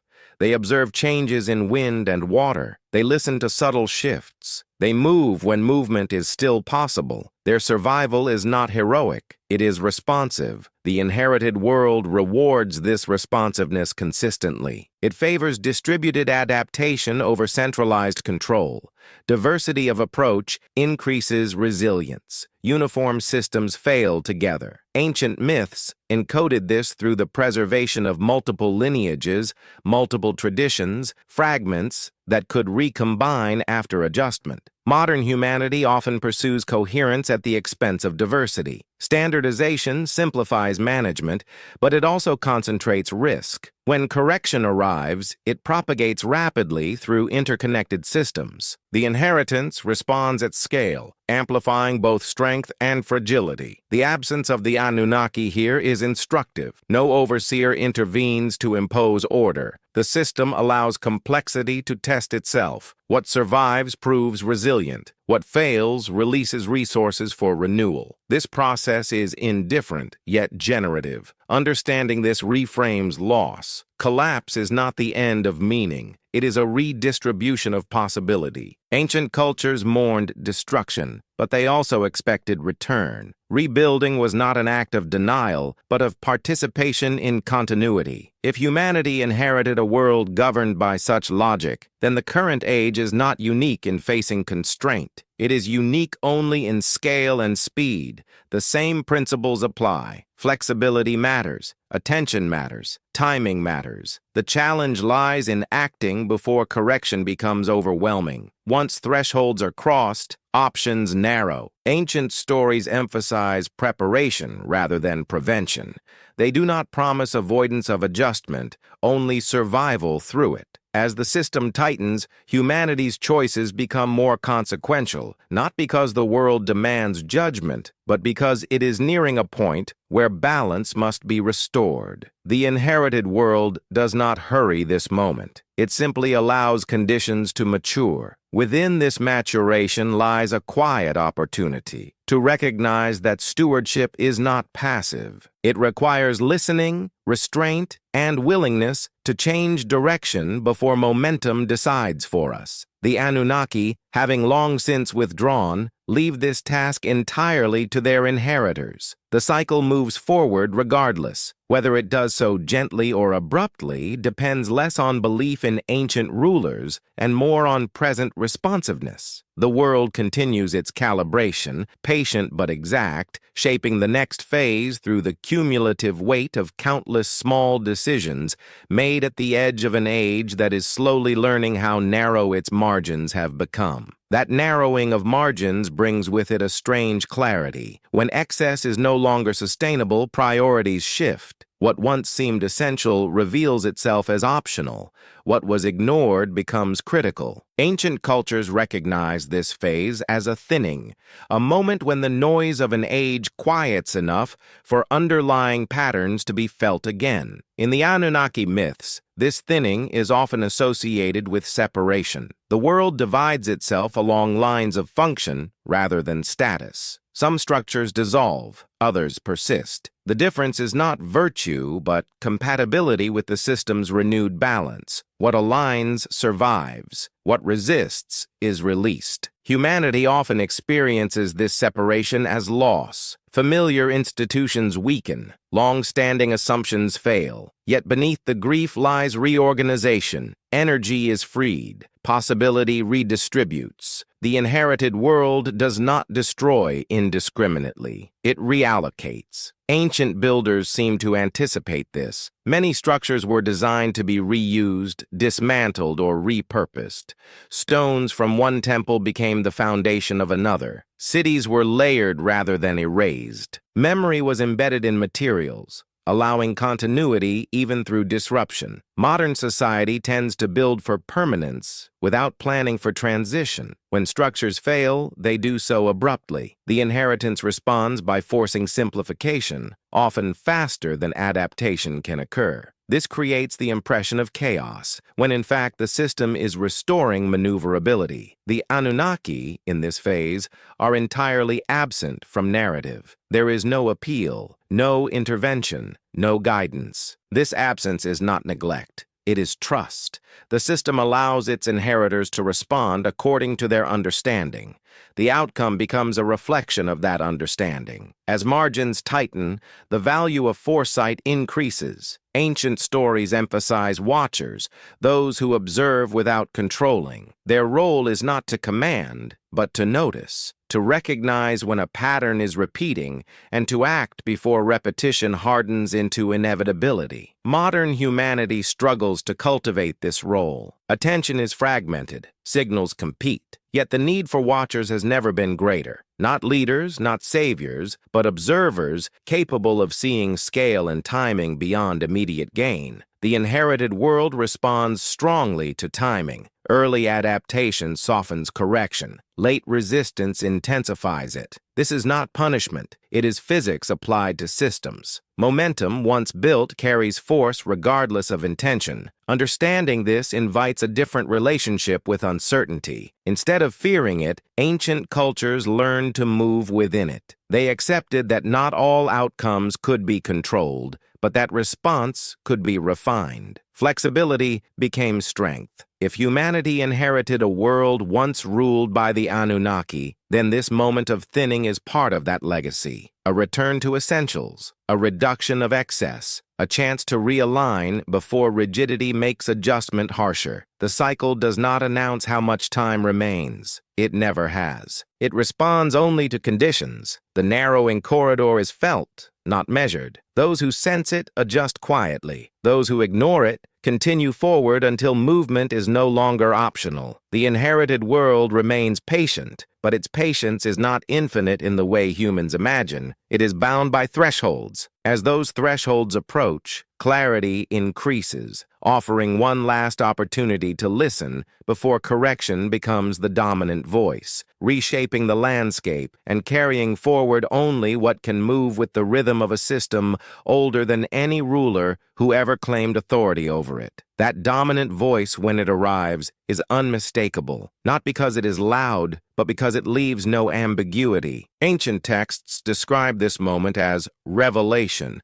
not in the sense of divine speech, but in the stripping away of illusion. What is unnecessary falls away. What is essential remains exposed, undeniable. In the Anunnaki narratives, this is often the point of release. The world exhales after long tension. Structures that resisted adaptation fracture. Systems optimized for excess fail under their own weight. The correction does not target individuals. It redistributes conditions. Humanity experiences this as shock. The familiar order dissolves faster than replacement can form. Yet beneath the disorientation lies renewed flexibility. Paths reopen. Constraints that once seemed immovable reveal themselves as temporary. The inheritance enters a phase of reconfiguration. Ancient cultures expected this. They built myths not to prevent collapse, but to orient behavior during it. Survival depended less on strength than on timing and restraint. Those who moved early fared better than those who clung to stability until it disappeared. The Anunnaki are not saviors here. They do not intervene to spare suffering. Their role, if remembered at all, is to acknowledge that the release is necessary. The system cannot continue without restoring movement. What feels like loss is function. Modern humanity tends to frame such moments as unprecedented. Each collapse feels unique, yet the patterns repeat with remarkable consistency. Overextension, rigidity, correction, renewal. The names change. The scale increases. The logic remains. This repetition suggests that the inheritance humanity holds includes not just resources, but rhythms of rise and release. Ignoring these rhythms does not stop them. It only ensures that their return will be less gentle. As correction unfolds, attention shifts from accumulation to survival.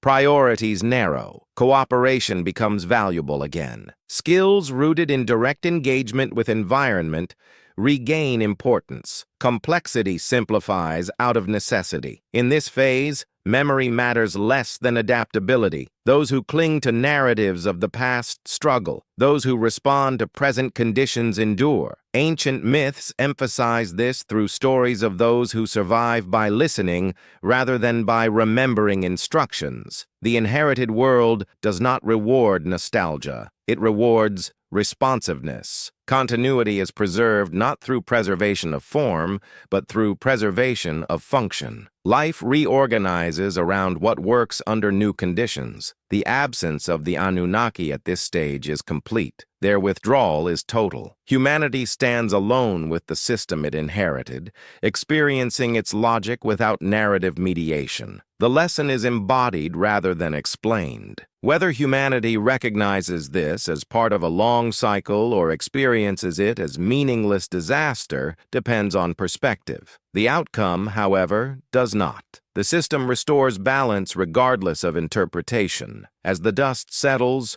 what remains is a simpler world, still capable of sustaining life but shaped differently. The inheritance continues, altered but intact, ready to be engaged again by those who survived the release and now stand at the quiet beginning of another cycle, carrying forward whatever understanding was gained before illusion gave way to clarity. That quiet beginning rarely feels hopeful at first. It feels empty. Spaces once filled with noise, motion, and certainty fall silent. Ancient cultures described this phase as the long morning after correction, when the world appears unfamiliar, not because it is broken, but because it has been simplified. Excess has been removed. Only what could endure remains. In the aftermath of adjustment, humanity often mistakes stillness for loss. Yet ancient memory suggests that stillness is necessary for reorientation. Without constant acceleration, patterns become visible again.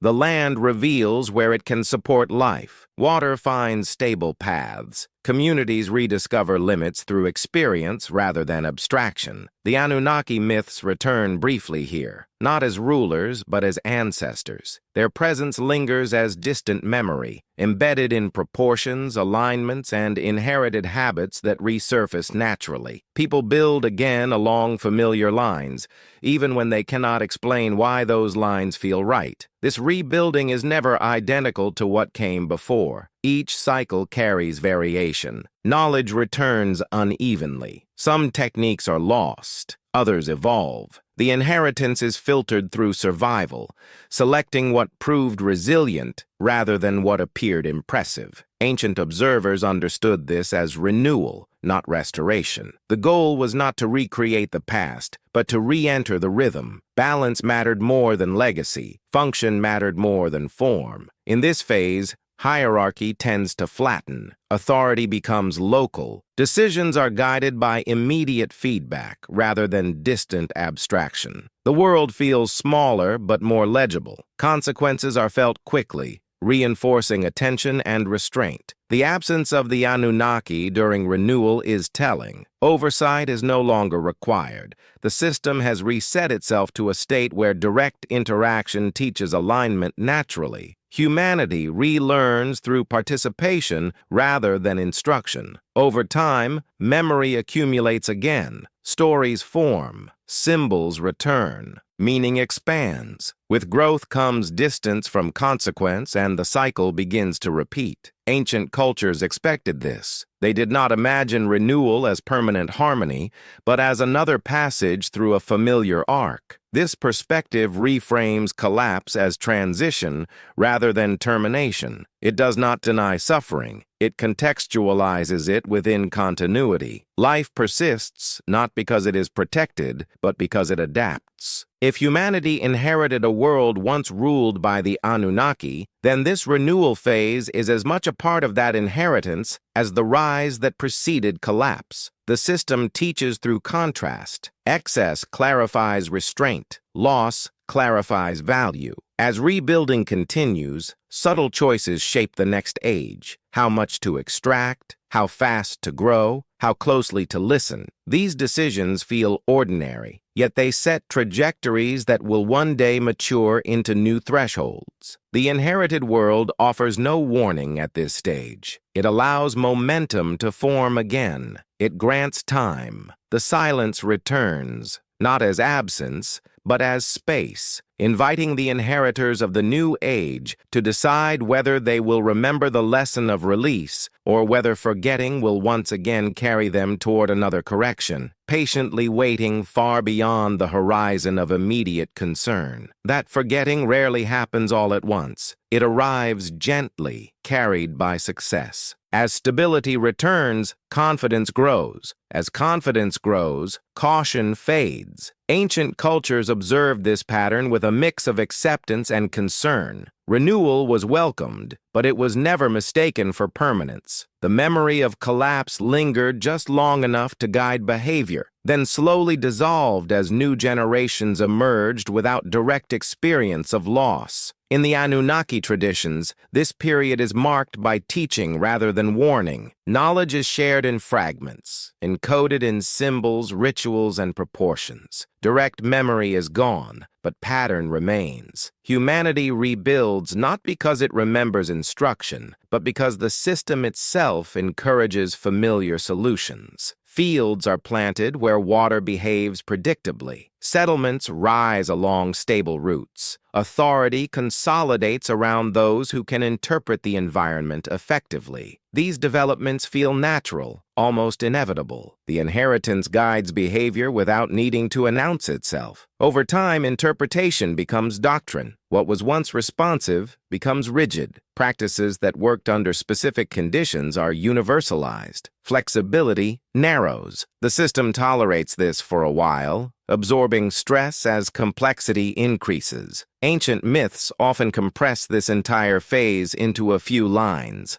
not because it is unimportant, but because it is repetitive. Each age repeats it with variation. The details change. The structure does not. Growth resumes. Distance from consequence increases. The seeds of future imbalance are planted quietly. The Anunnaki are no longer invoked here. Their presence is unnecessary. The cycle runs on its own momentum. Humanity feels increasingly self-directed, confident that the world is understood well enough to manage indefinitely. This confidence is not arrogance in the moral sense. It is familiarity mistaken for mastery. When a system behaves consistently for long enough, its limits become invisible. The inheritance feels forgiving. Correction seems distant, almost theoretical. Yet beneath the surface, accumulation begins again. Small deviations layer. Extraction exceeds renewal. Complexity outpaces resilience. The system absorbs strain silently, just as it always has. Ancient cultures marked this phase with subtle unease. Omens reappear. Stories darken. The sky is watched more closely. These were not signs of superstition, but of pattern recognition. The world had entered another ascent toward threshold. Modern humanity experiences a similar unease, though often without language to express it. Anxiety rises without clear cause. Trust erodes. Acceleration feels compulsory rather than chosen. The inheritance tightens its margins once more. The lesson carried forward from renewal is fragile. Without reinforcement, it fades. The system does not intervene to preserve it. Memory is allowed to dissolve because only through forgetting can the cycle test alignment again under new conditions. As this new ascent continues, humanity unknowingly retraces familiar ground, guided by the same inherited logic that shaped every previous age. The Anunnaki remain absent, their role complete, leaving the world to unfold according to the rhythm they once managed and then released, trusting that balance, though often delayed, will always find a way to reassert itself when forgetting has gone far enough. That reassertion rarely feels sudden from within the moment. It gathers slowly, like pressure beneath a surface that appears calm. Ancient observers understood that the most dangerous periods were not those marked by chaos, but those marked by confidence. When systems appear most stable, deviation can grow unchecked, hidden beneath layers of routine. In the Anunnaki myths, this stage is almost never dramatized. It is implied, a quiet return of imbalance. The sky behaves normally, the land provides, authority feels secure, and yet subtle signs begin to emerge. Seasons drift, resources thin in specific places. Social bonds strain under complexity they were never designed to hold. These signs are easy to dismiss individually.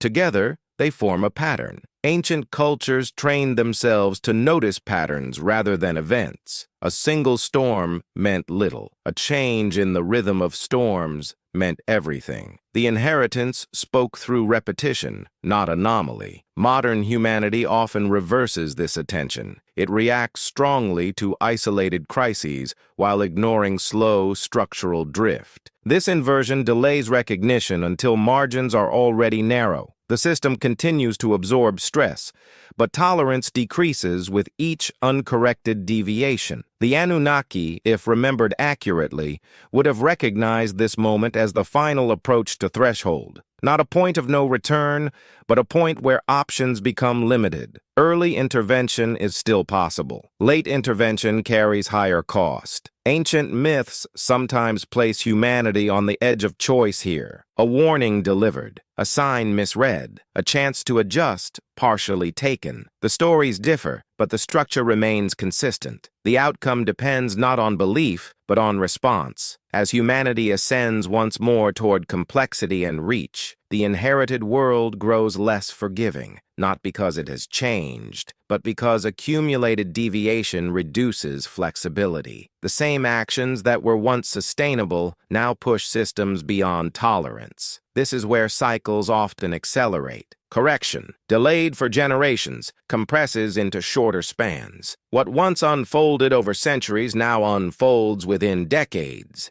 The inheritance adapts its response to scale. The silence of the Anunnaki at this stage is absolute. No figures appear, no guidance arrives. The system speaks only through feedback. Humanity must interpret consequences without narrative framing, relying on attention rather than tradition. This is the culmination of autonomy. The inheritors are fully responsible, not just for action, but for recognition. The cost of misreading the moment is no longer abstract. It becomes lived experience. Whether humanity can recognize this phase before adjustment becomes unavoidable remains uncertain. Ancient cultures sometimes did, sometimes they did not. The record preserves both outcomes. The cycle does not judge these attempts. It incorporates them, Success softens correction. Failure intensifies it. The logic remains consistent across ages, indifferent to intention, responsive only to alignment. As the inherited world moves once more toward recalibration,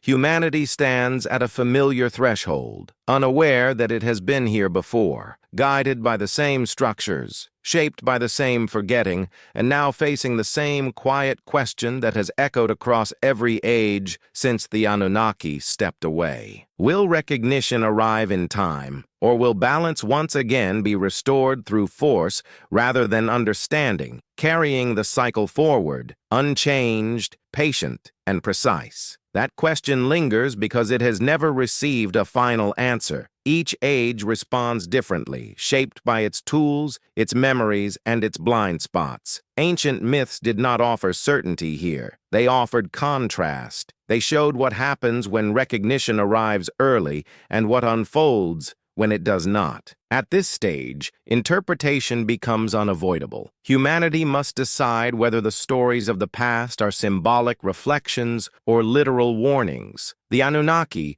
once seen as beings who walked the earth, begin to transform into something more abstract. They become representations of forces, cycles, or intelligences embedded in the structure of reality itself. Some interpret them as memories of advanced ancestors. Others see them as metaphors for natural law. Still others view them as expressions of the human mind, grappling with scale beyond comprehension. Each interpretation points to the same underlying truth. Something older than civilization shaped the conditions under which civilization exists. This shift from literal to symbolic does not diminish the power of the stories. It sharpens it. When gods become principles, their influence expands. They no longer belong to a single culture or era. They apply everywhere the system operates. The Anunnaki, in this interpretive light, are not rulers to be obeyed, but patterns to be recognized.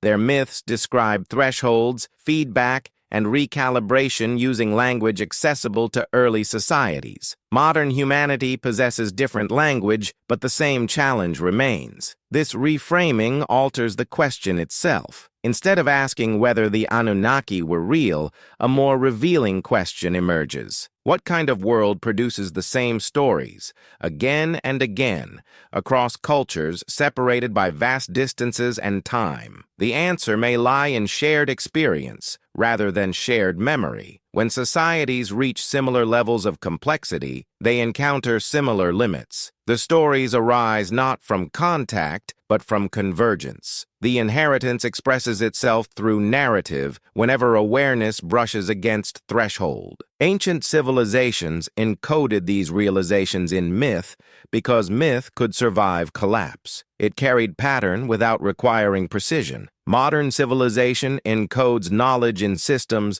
that may not endure the same way. This raises an uncomfortable possibility that the next renewal may remember less than the last. If so, the Anunnaki myths may serve as one of the last durable containers of long-cycle awareness, not as historical record, but as structural memory. They remind inheritors that the world has corrected itself before and will do so again. This interpretive turn does not resolve uncertainty, it deepens it. Humanity is left not with answers, but with responsibility to choose how it understands its place within the inherited system. Literal belief is optional, attention is not.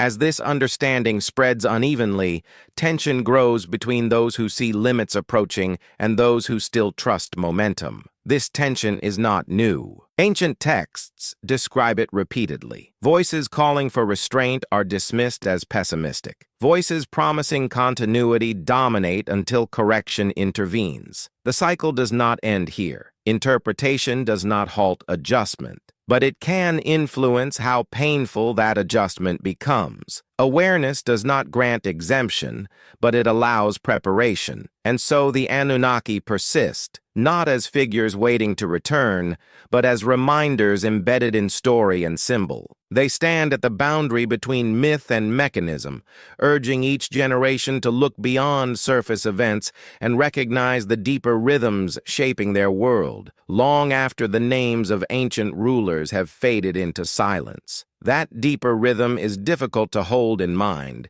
because it resists simplicity. It does not move in straight lines or offer clear milestones. It curves, repeats, and folds back on itself, revealing patterns only after long spans of time. Ancient cultures learned to sense this rhythm intuitively, while modern humanity tries to calculate it, often mistaking measurement for understanding. In the Anunnaki narratives, rhythm is everything. Time is divided into ages, reigns, and cycles, each governed by conditions rather than dates. Change does not occur because a calendar demands it, but because balance has shifted. When one force dominates too long, counterforce emerges naturally, restoring motion. This idea challenges linear notions of progress. If history is cyclical, then advancement without restraint is not ascent, but imbalance. The inherited world does not oppose development. It responds to disproportion. Growth that respects limits integrates smoothly.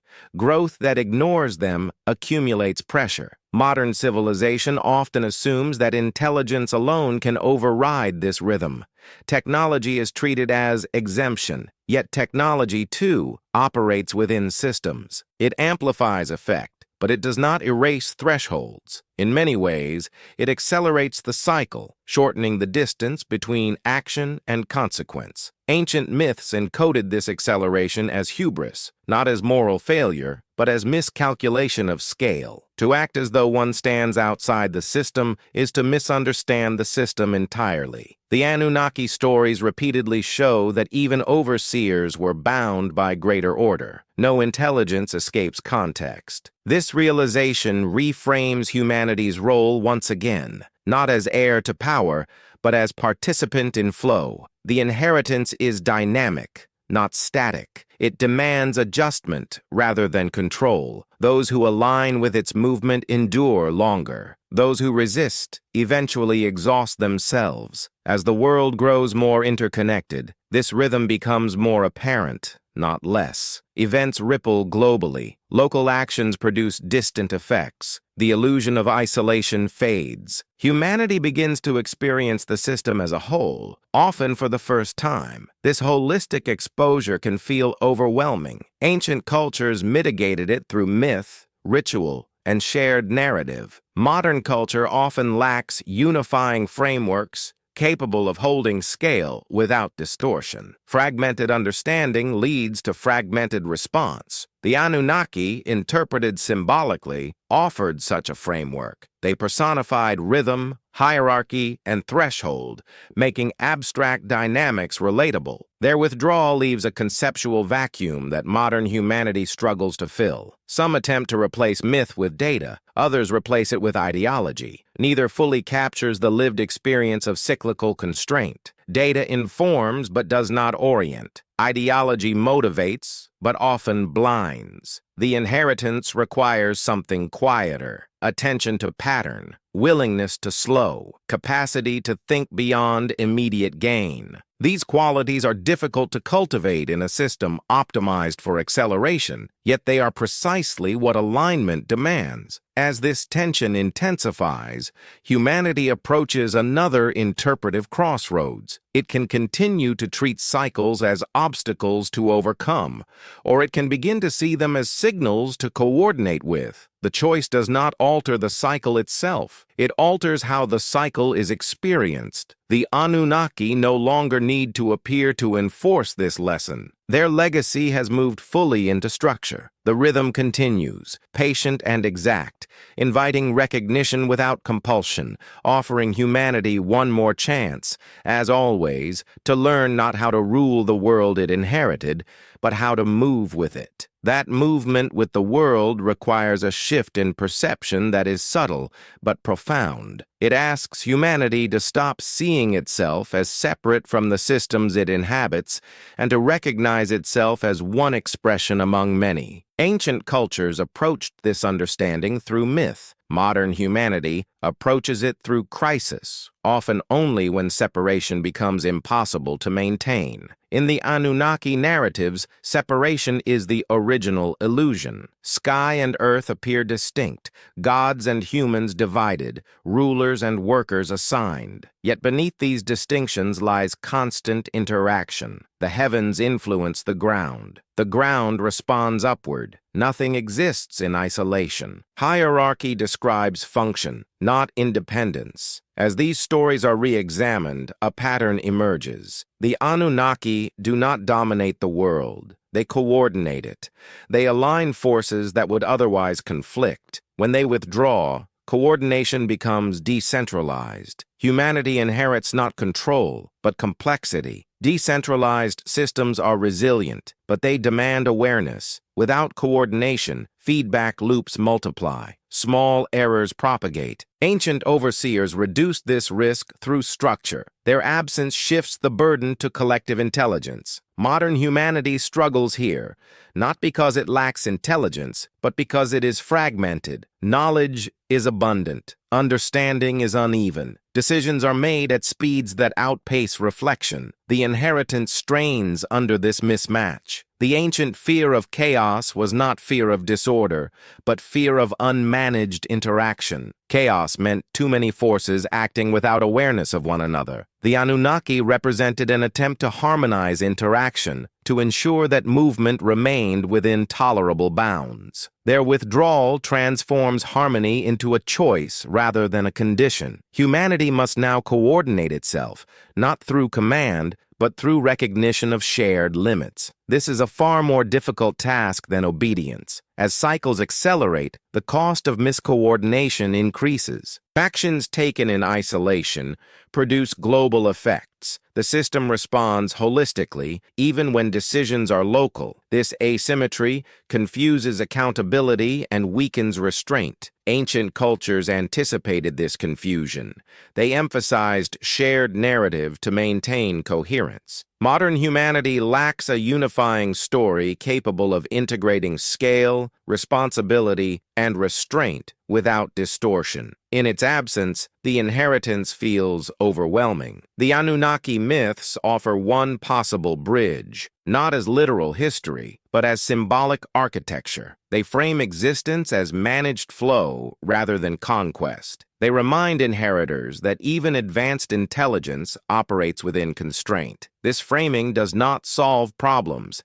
It reframes posture. Instead of asking how to overcome the world, it asks how to participate in it without destabilizing its balance. This shift in question alters behavior subtly but decisively. The future of the cycle does not hinge on belief in ancient beings. It hinges on whether humanity can develop a shared sensitivity to pattern, timing, and threshold. Without it, correction will arrive through force rather than cooperation. The inherited world remains open to both outcomes. It does not prefer suffering. It tolerates it only when alignment fails. Its patience persists, but patience is not permission. It is space offered for recognition. As humanity moves deeper into complexity, the silence once attributed to the Anunnaki grows louder in consequence. The invitation remains unchanged, to coordinate rather than dominate, to listen rather than accelerate, to move with the rhythm that has shaped every age before, waiting now, as it always has, for its inheritors to notice that they are not outside the system, but fully within it, shaping its response with every choice they make. That realization unfolds slowly, often resisted because it challenges identity. Humanity has long defined itself through separation, through the idea that intelligence grants exemption from natural constraint. Ancient myths softened this truth by assigning limits to gods as well as humans. Modern culture, lacking such stories, struggles to accept limitation without perceiving it as failure. In the Anunnaki traditions, intelligence is not freedom from constraint, but responsibility within it. Awareness increases obligation rather than diminishing it. The more one understands the system, the more carefully one must act. Power is framed not as entitlement, but as burden. This framing contrasts sharply with modern assumptions. Capability is celebrated. Expansion is rewarded. Limits are treated as problems to solve rather than signals to respect. The inheritance absorbs this attitude for long periods, tolerating deviation while pressure accumulates beneath the surface. Ancient observers describe this accumulation as imbalance in the unseen realm, not because it was mystical, but because it was not immediately visible. The Anunnaki served as a narrative lens through which invisible pressures could be acknowledged. Without such lenses, modern humanity often notices imbalance only when it manifests physically. By then, options narrow. Correction becomes more abrupt. The system responds at the scale of accumulated deviation rather than at the scale of individual intention. This creates a sense of injustice that ancient cultures anticipated and addressed through acceptance rather than resistance. Acceptance in this context is not passivity, it is recognition of context. To accept that one operates within a system is to regain agency at the level that matters. Fighting the system expends energy without altering outcome. Moving with it shapes how outcome unfolds. The Anunnaki myths encode this lesson subtly. Their authority is not absolute, it is situational. They act when alignment is threatened and withdraw when balance returns. Their power is restraint, not domination. As humanity inherits their silence, restraint becomes an internal discipline rather than an imposed rule. This transition is difficult. Internal limits lack the clarity of external enforcement. They require shared understanding and collective patience. Modern humanity rarely practices collective patience. Acceleration defines success, yet patience is precisely what the inherited world rewards. Systems stabilize when change respects pace. They fracture when forced. This tension creates a quiet paradox. Humanity has never possessed greater capacity to alter its environment, yet it has never been more dependent on understanding restraint. The inheritance magnifies both potential and consequence. Ancient myths prepared for this paradox by emphasizing cycles rather than endpoints. There was no final victory, only ongoing participation. Each age carried the responsibility to align itself anew. If humanity can internalize this cyclical view, the absence of the Anunnaki need not feel like abandonment. It becomes graduation. Oversight is replaced by accountability, instruction by insight. The inherited world does not require reverence. It requires attentiveness. It responds not to belief, but to behavior. The system does not need to be named to be navigated. It needs to be felt. As awareness deepens unevenly across societies, the cycle continues its approach toward recalibration. Whether that recalibration arrives gently or forcefully depends not on ancient rulers returning, but on whether their lesson, embedded in rhythm and restraint, can be recognized without myth to frame it. The silence remains, the system waits, and humanity, standing once more within a narrowing corridor of choice, continues to decide, moment by moment, whether it will learn to move with the inheritance it carries, or whether forgetting will once again invite balance to return on its own terms. That decision is rarely made consciously. It emerges from countless small actions that feel insignificant in isolation. Ancient cultures understood this aggregation intuitively. They believed that the world listened not to proclamations, but to patterns. Behavior repeated became intention. Habit hardened into structure. In the Anunnaki myths, this accumulation of behavior is often described as the weighing of the world, not in a moral sense, but in a physical one. Balance shifts gradually as actions tilt systems toward excess or restraint. The overseers observe not isolated events, but trajectories. Modern humanity tends to evaluate impact episodically. Crises dominate attention. Normality fades into background noise. Yet it is within normality that direction is set. The inheritance responds most strongly to what is consistent, not to what is dramatic. This insight unsettles modern narratives of change. It suggests that transformation is less about sudden revolution and more about sustained adjustment. Ancient myths reflect reflect this through long genealogies and reigns, emphasizing continuity over spectacle. The Anunnaki govern spans of time, not moments. As humanity inherits this temporal scale without the stories that once contextualized it, impatience grows. Results are expected quickly. Feedback is demanded immediately. When it does not arrive, the system is assumed to be broken or irrelevant. In reality, the system is unchanged. It is humanity's perception that has narrowed. The inheritance operates across spans that exceed attention. Correction, when it arrives, feels disproportionate only because the accumulation that caused it went unnoticed.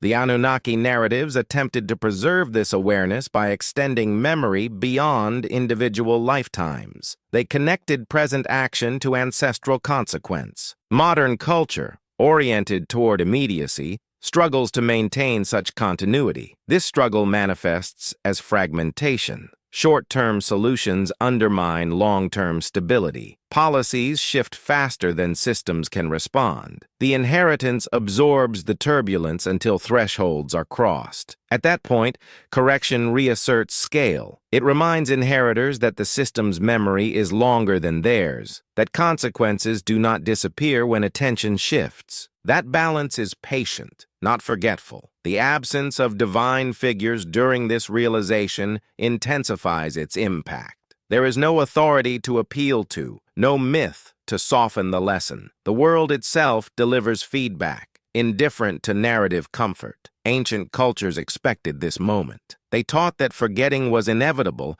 but consequence was not. Their myths did not aim to prevent forgetting, but to survive it, carrying structural memory forward so that rebuilding could begin with some sense of orientation. Modern humanity must decide whether it will develop new ways to carry such memory or whether it will rely entirely on systems vulnerable to collapse. The inheritance does not judge this choice. It incorporates it. As cycles continue to compress under acceleration, the cost of forgetting rises. What once took centuries to correct may now require only decades.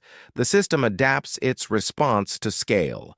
This compression heightens the urgency of recognition, not panic, but attentiveness, not domination, but coordination. The lesson remains unchanged. Only the stakes have grown. The Anunnaki, long silent, remain present only in the logic of response. Their legacy is not command, but consequence. Humanity now faces the culmination of that legacy, not as subjects awaiting instruction, but as inheritors shaping outcome through the sum of their actions, deciding, often without realizing it, whether alignment will emerge through understanding or whether balance will once again be restored through force, carrying the cycle forward without regard for who was ready to listen. That readiness to listen is difficult to measure because it does not announce itself. It appears quietly in shifts of behavior, in decisions that favor restraint over acceleration, in moments where long-term stability is chosen over immediate reward. Ancient cultures recognized these moments as signs of wisdom, not because they halted the cycle, but because they softened its edges. In the Anunnaki myths, wisdom is rarely celebrated openly. It is understated, often embodied by figures who withdraw from prominence rather than seek it. Their influence is indirect, shaping outcomes by altering flow rather than commanding force. This subtlety reflects an understanding that lasting alignment cannot be imposed.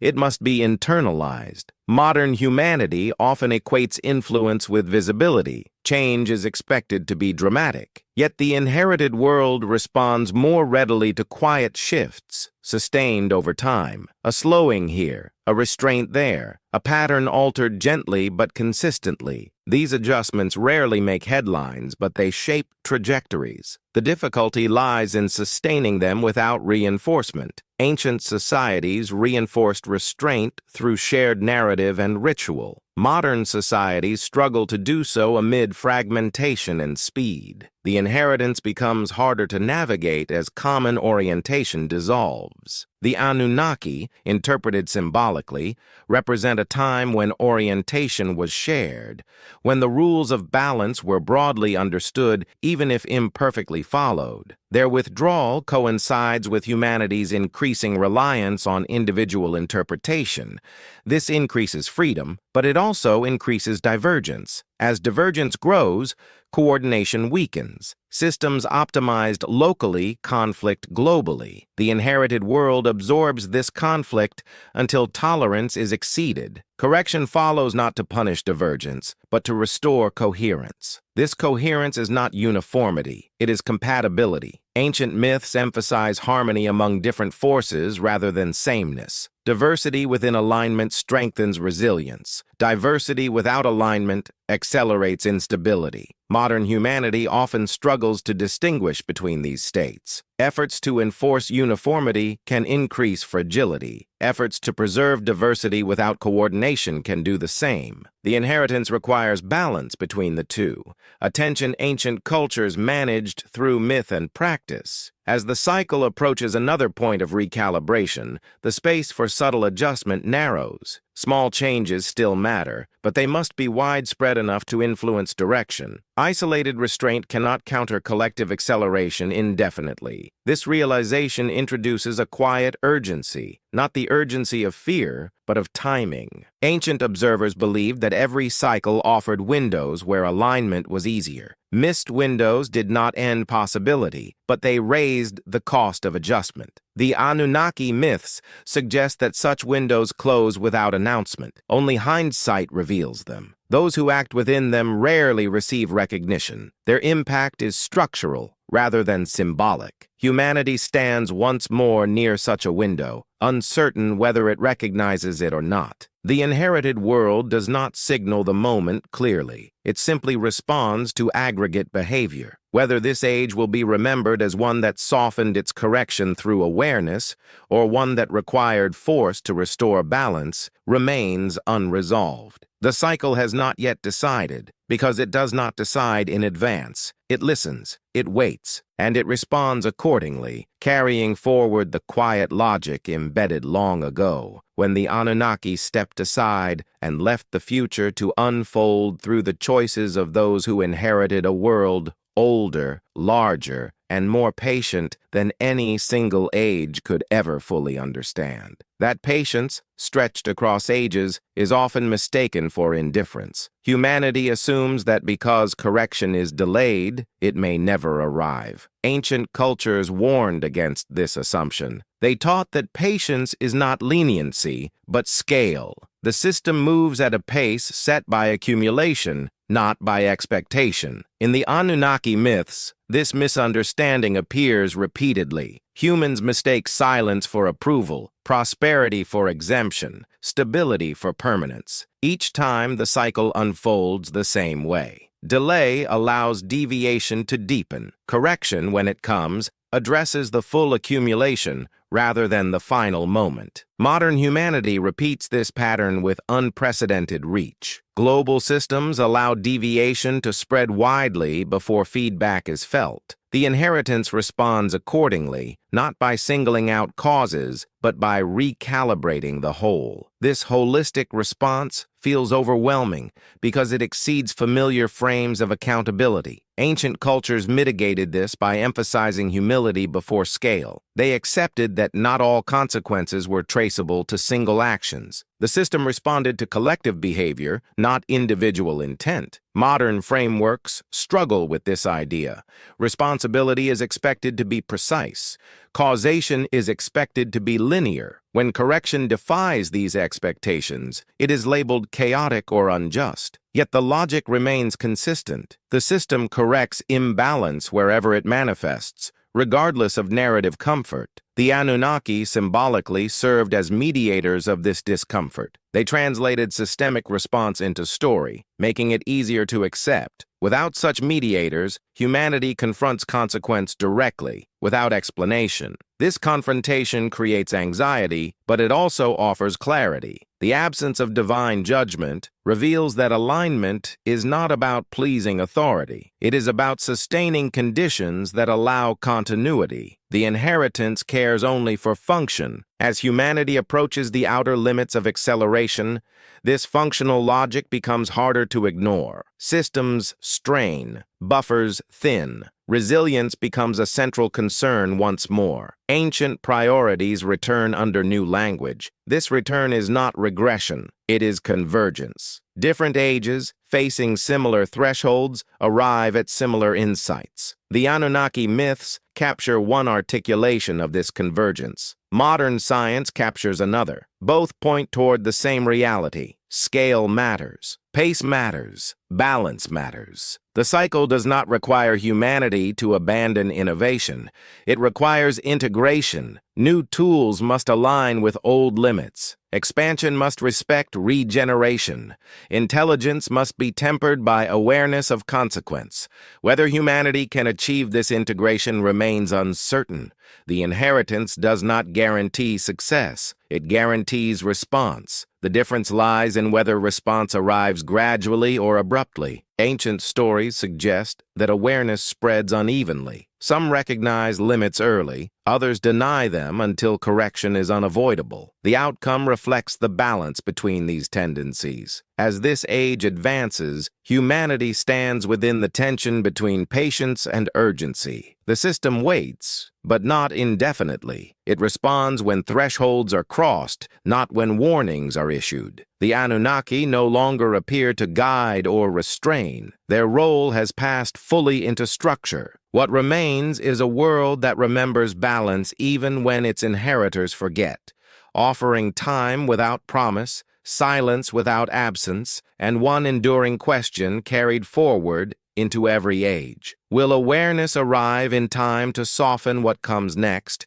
or will balance, once again, restore itself without regard for readiness, carrying the cycle onward, unchanged by belief, shaped only by alignment? That question does not demand an answer. It functions as a mirror, reflecting the state of the inheritors rather than revealing the intentions of the system. Ancient cultures understood this intuitively. They did not expect certainty from the future. They expected feedback from the present. In the Anunnaki myths, the absence of a final resolution is deliberate. The stories taper into silence, leaving outcomes undefined. This was not failure of imagination. It was fidelity to reality. Cycles do not conclude. They transition. Each ending is simply a reconfiguration of conditions that will give rise to another beginning. Modern humanity often searches these stories for prediction, hoping to find reassurance or warning. Yet their deeper purpose lies elsewhere. They train perception. They teach listeners to recognize rhythm, accumulation, and threshold without relying on precise forecasts. This training becomes critical as the scale of human impact increases. When influence is local, mistakes are containable. When influence is global, mistakes propagate. The inheritance magnifies effect in both directions. Awareness becomes leverage. Ignorance becomes liability. The Anunnaki, interpreted as custodians of systemic awareness, symbolize a phase when perception was externally reinforced. Their withdrawal removes that reinforcement, leaving humanity to develop its own capacity to sense scale. This is not punishment, it is progression. Progress, however, does not guarantee comfort. It introduces complexity without offering protection from consequence. Ancient cultures framed this reality through humility. Modern culture often frames it through denial. The system responds to neither attitude differently. It responds to conditions. As humanity approaches a point where cumulative behavior cannot be ignored, the distinction between symbolic and literal dissolves. It no longer matters whether ancient gods existed as beings. What matters is whether the patterns they described are recognized. Floods need not be water. Fires need not be flame. Corrections manifest according to context. The system uses the tools available within an age to restore balance.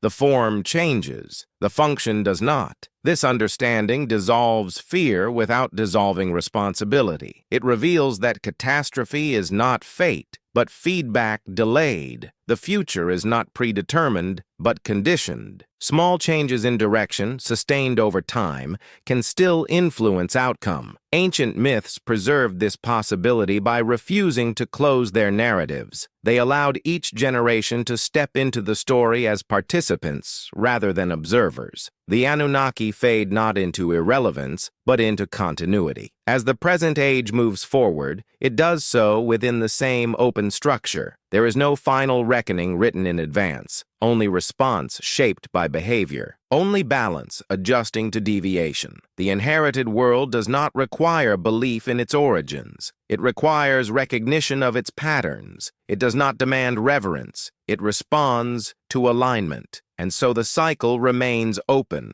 unfinished, waiting not for prophecy to be fulfilled, but for understanding to mature. Humanity stands within this openness, neither condemned nor protected, holding an inheritance older than memory, shaped by silence, guided by consequence, and patient enough to allow one more passage through awareness before correction, as always completes what recognition leaves undone. That openness carries a quiet release, the sense that nothing needs to be forced into conclusion. Ancient cultures found comfort here. They understood that meaning did not come from final answers, but from continuity. To belong to a cycle was not to be trapped by it, but to be carried by something larger than individual fear or ambition. In the Anunnaki traditions, this release is expressed through acceptance of passage. Ages come and go, names fade, structures rise and fall, yet the rhythm persists. Humanity is never isolated within a single moment. It is always connected backward and forward through the same underlying order. This perspective softens anxiety. If collapse is not an ending, then survival is not the only measure of worth. Participation itself becomes meaningful. How one moves through an age matters as much as how long that age lasts. Balance is not preserved by endurance alone, but by quality of engagement. Modern humanity often struggles with this idea. It seeks permanence in systems designed for movement. It seeks certainty in processes defined by change. The inheritance resists these desires gently but consistently,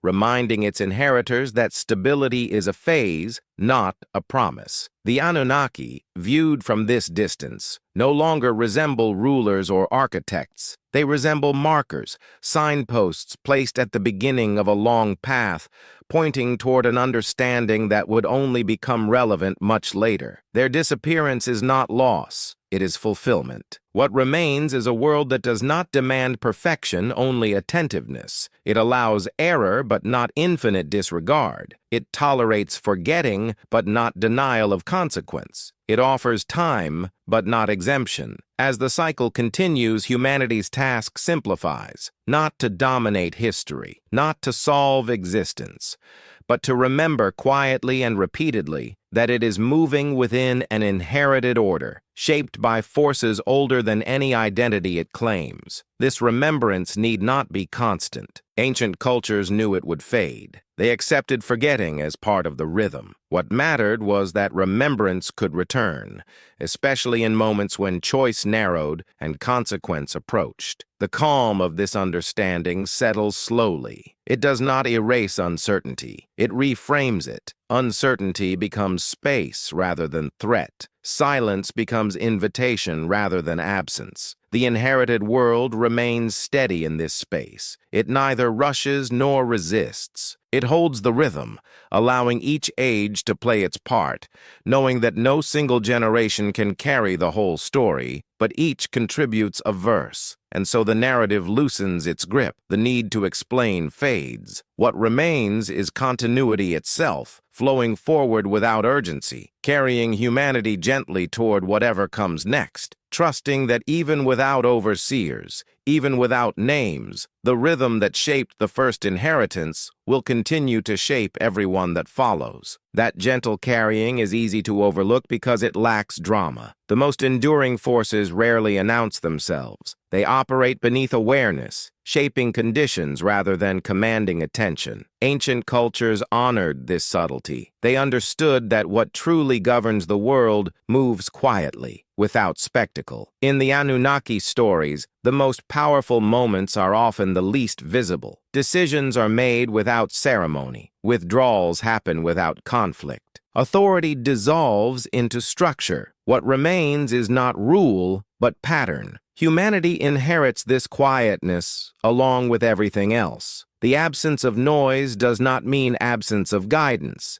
It means guidance has become implicit. The world teaches through repetition rather than instruction, through response rather than decree. Modern humanity often resists this mode of learning. It prefers clarity, declaration, immediacy. Yet the inherited world operates on patience. It allows time for recognition, even when recognition is delayed by distraction or denial. This patience is not endless. It is calibrated. It extends as long as deviation remains within tolerance. When tolerance is exceeded, response follows naturally, not as punishment, but as restoration of movement. Ancient myths softened this truth by personifying response. The Anunnaki argued, debated, regretted. These human qualities made consequence feel relational. Without them, consequence feels mechanical, even cold. Yet the underlying logic is the same. Understanding this removes the need for fear. Fear assumes intention. The system has none in the human sense. It does not wish harm or reward. It seeks balance because imbalance destabilizes continuity. This perspective invites a quieter form of responsibility, not guilt, not obligation enforced by authority, but attentiveness born of participation. To care for balance because one is part of it, not because one is commanded to. The inherited world does not require humanity to remember the Anunnaki by name.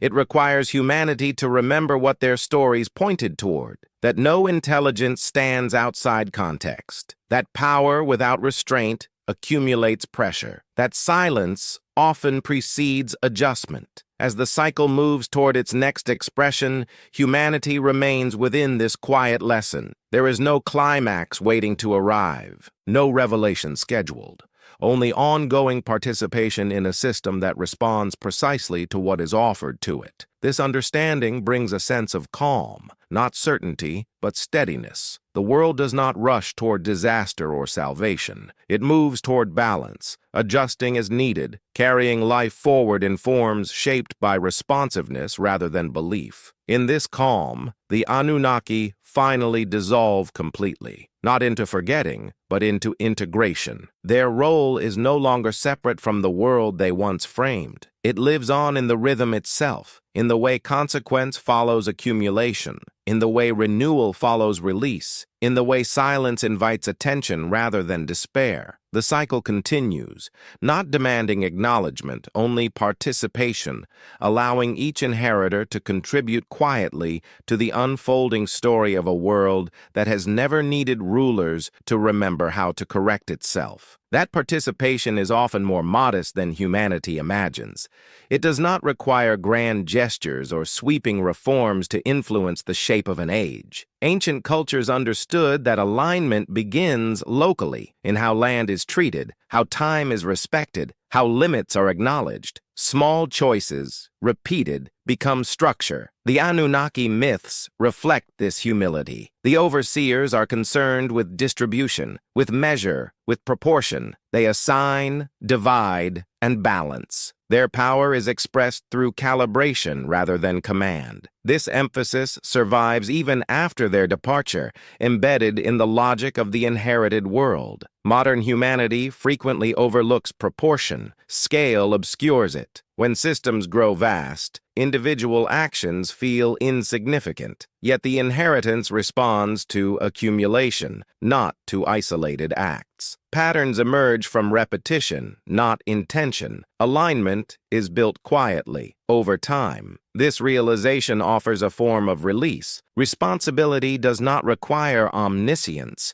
It requires attentiveness within reach, to act with care where influence exists, to avoid acceleration where restraint is possible. These actions may seem small, but they shape trajectories. Ancient myths placed this wisdom in the mouths of elders, watchers, and builders, figures who did not dominate history but sustained it. Their stories endured because they described a role anyone could inhabit, regardless of power or status. The absence of the Anunnaki now makes this role universal. No one governs from above. Coordination emerges from shared recognition or fails to emerge at all. The inheritance does not guarantee harmony. It allows it where alignment is chosen. As the current age continues, the outcome remains open. Correction may arrive gently or abruptly. Renewal may preserve much or little. These variables are not fixed. They respond to the sum of behavior unfolding in the present. Ancient cultures accepted this openness. They lived with uncertainty without demanding resolution. Modern humanity often struggles here, seeking closure where none exists. Yet closure is not required for continuity. Participation is enough. The inherited world remains steady in this openness. It does not ask to be saved or conquered. It asks to be engaged with awareness of scale and rhythm. It responds faithfully to what it receives. As the long arc of the cycle carries forward, the memory of ancient overseers fades completely. What remains is not loss, but maturation. Humanity no longer needs figures to embody balance. Balance has become a property of the system itself. In this maturity lies both challenge and comfort. Challenge, because there is no authority to defer to. Comfort, because continuity does not depend on perfection. It depends on responsiveness. And so the story nears its end not with a conclusion, but with a settling. The sense that the world, long before humans arrived and long after they are gone, will continue its quiet work of adjustment. Humanity, for a time, moves within that work, neither ruler nor victim, but participant, shaping and being shaped, carrying an inheritance that never asked to be believed, only lived with care. That settling completes the circle without closing it. The end does not arrive as a boundary, but as a soft return to where the story began, with silence, with continuity, with the understanding that nothing essential has been lost, only transformed. Ancient cultures trusted this return. They believed that when one age loosened its grip, another would follow, shaped by what endured rather than what collapsed. The Anunnaki, in this final light, are no longer figures of mystery or authority. They are echoes of a realization humanity reaches again and again, that the world is not owned, it is inherited, and inheritance carries responsibility without guarantee. To inherit a world once ruled by others is not to live in their shadow, but to step into a role left intentionally unfinished. Oversight ends so that participation can begin. Instruction fades so that attention can deepen. The silence that follows is not empty. It is spacious. Within that space, humanity is free to move slowly, to listen, to remember not names or myths, but patterns. The rise that precedes imbalance, the forgetting that precedes correction, the renewal that follows release. These are not warnings, they are rhythms. The fear that often surrounds ancient stories dissolves here. There is no looming return of gods, no final reckoning waiting beyond the horizon. There is only continuation, balance adjusting itself patiently, endlessly, through whatever forms life takes next. The Anunnaki do not need to return because nothing they represented ever left. Their presence lives on in proportion, in timing, in consequence, in the way systems respond when pushed too far,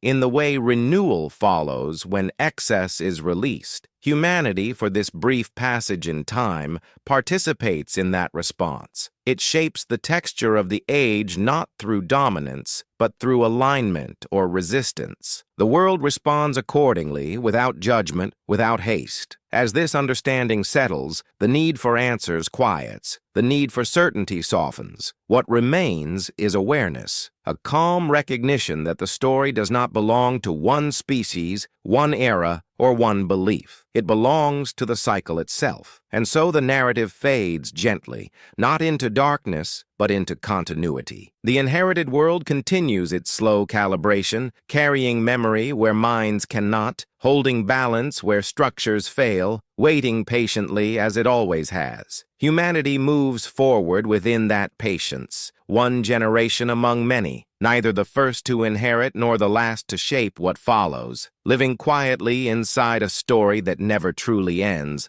only changes form, returning again and again to the same simple truth, that the world remembers how to balance itself, even when its inheritors forget, and that in remembering this, there is nothing left to fear, only something enduring to belong to.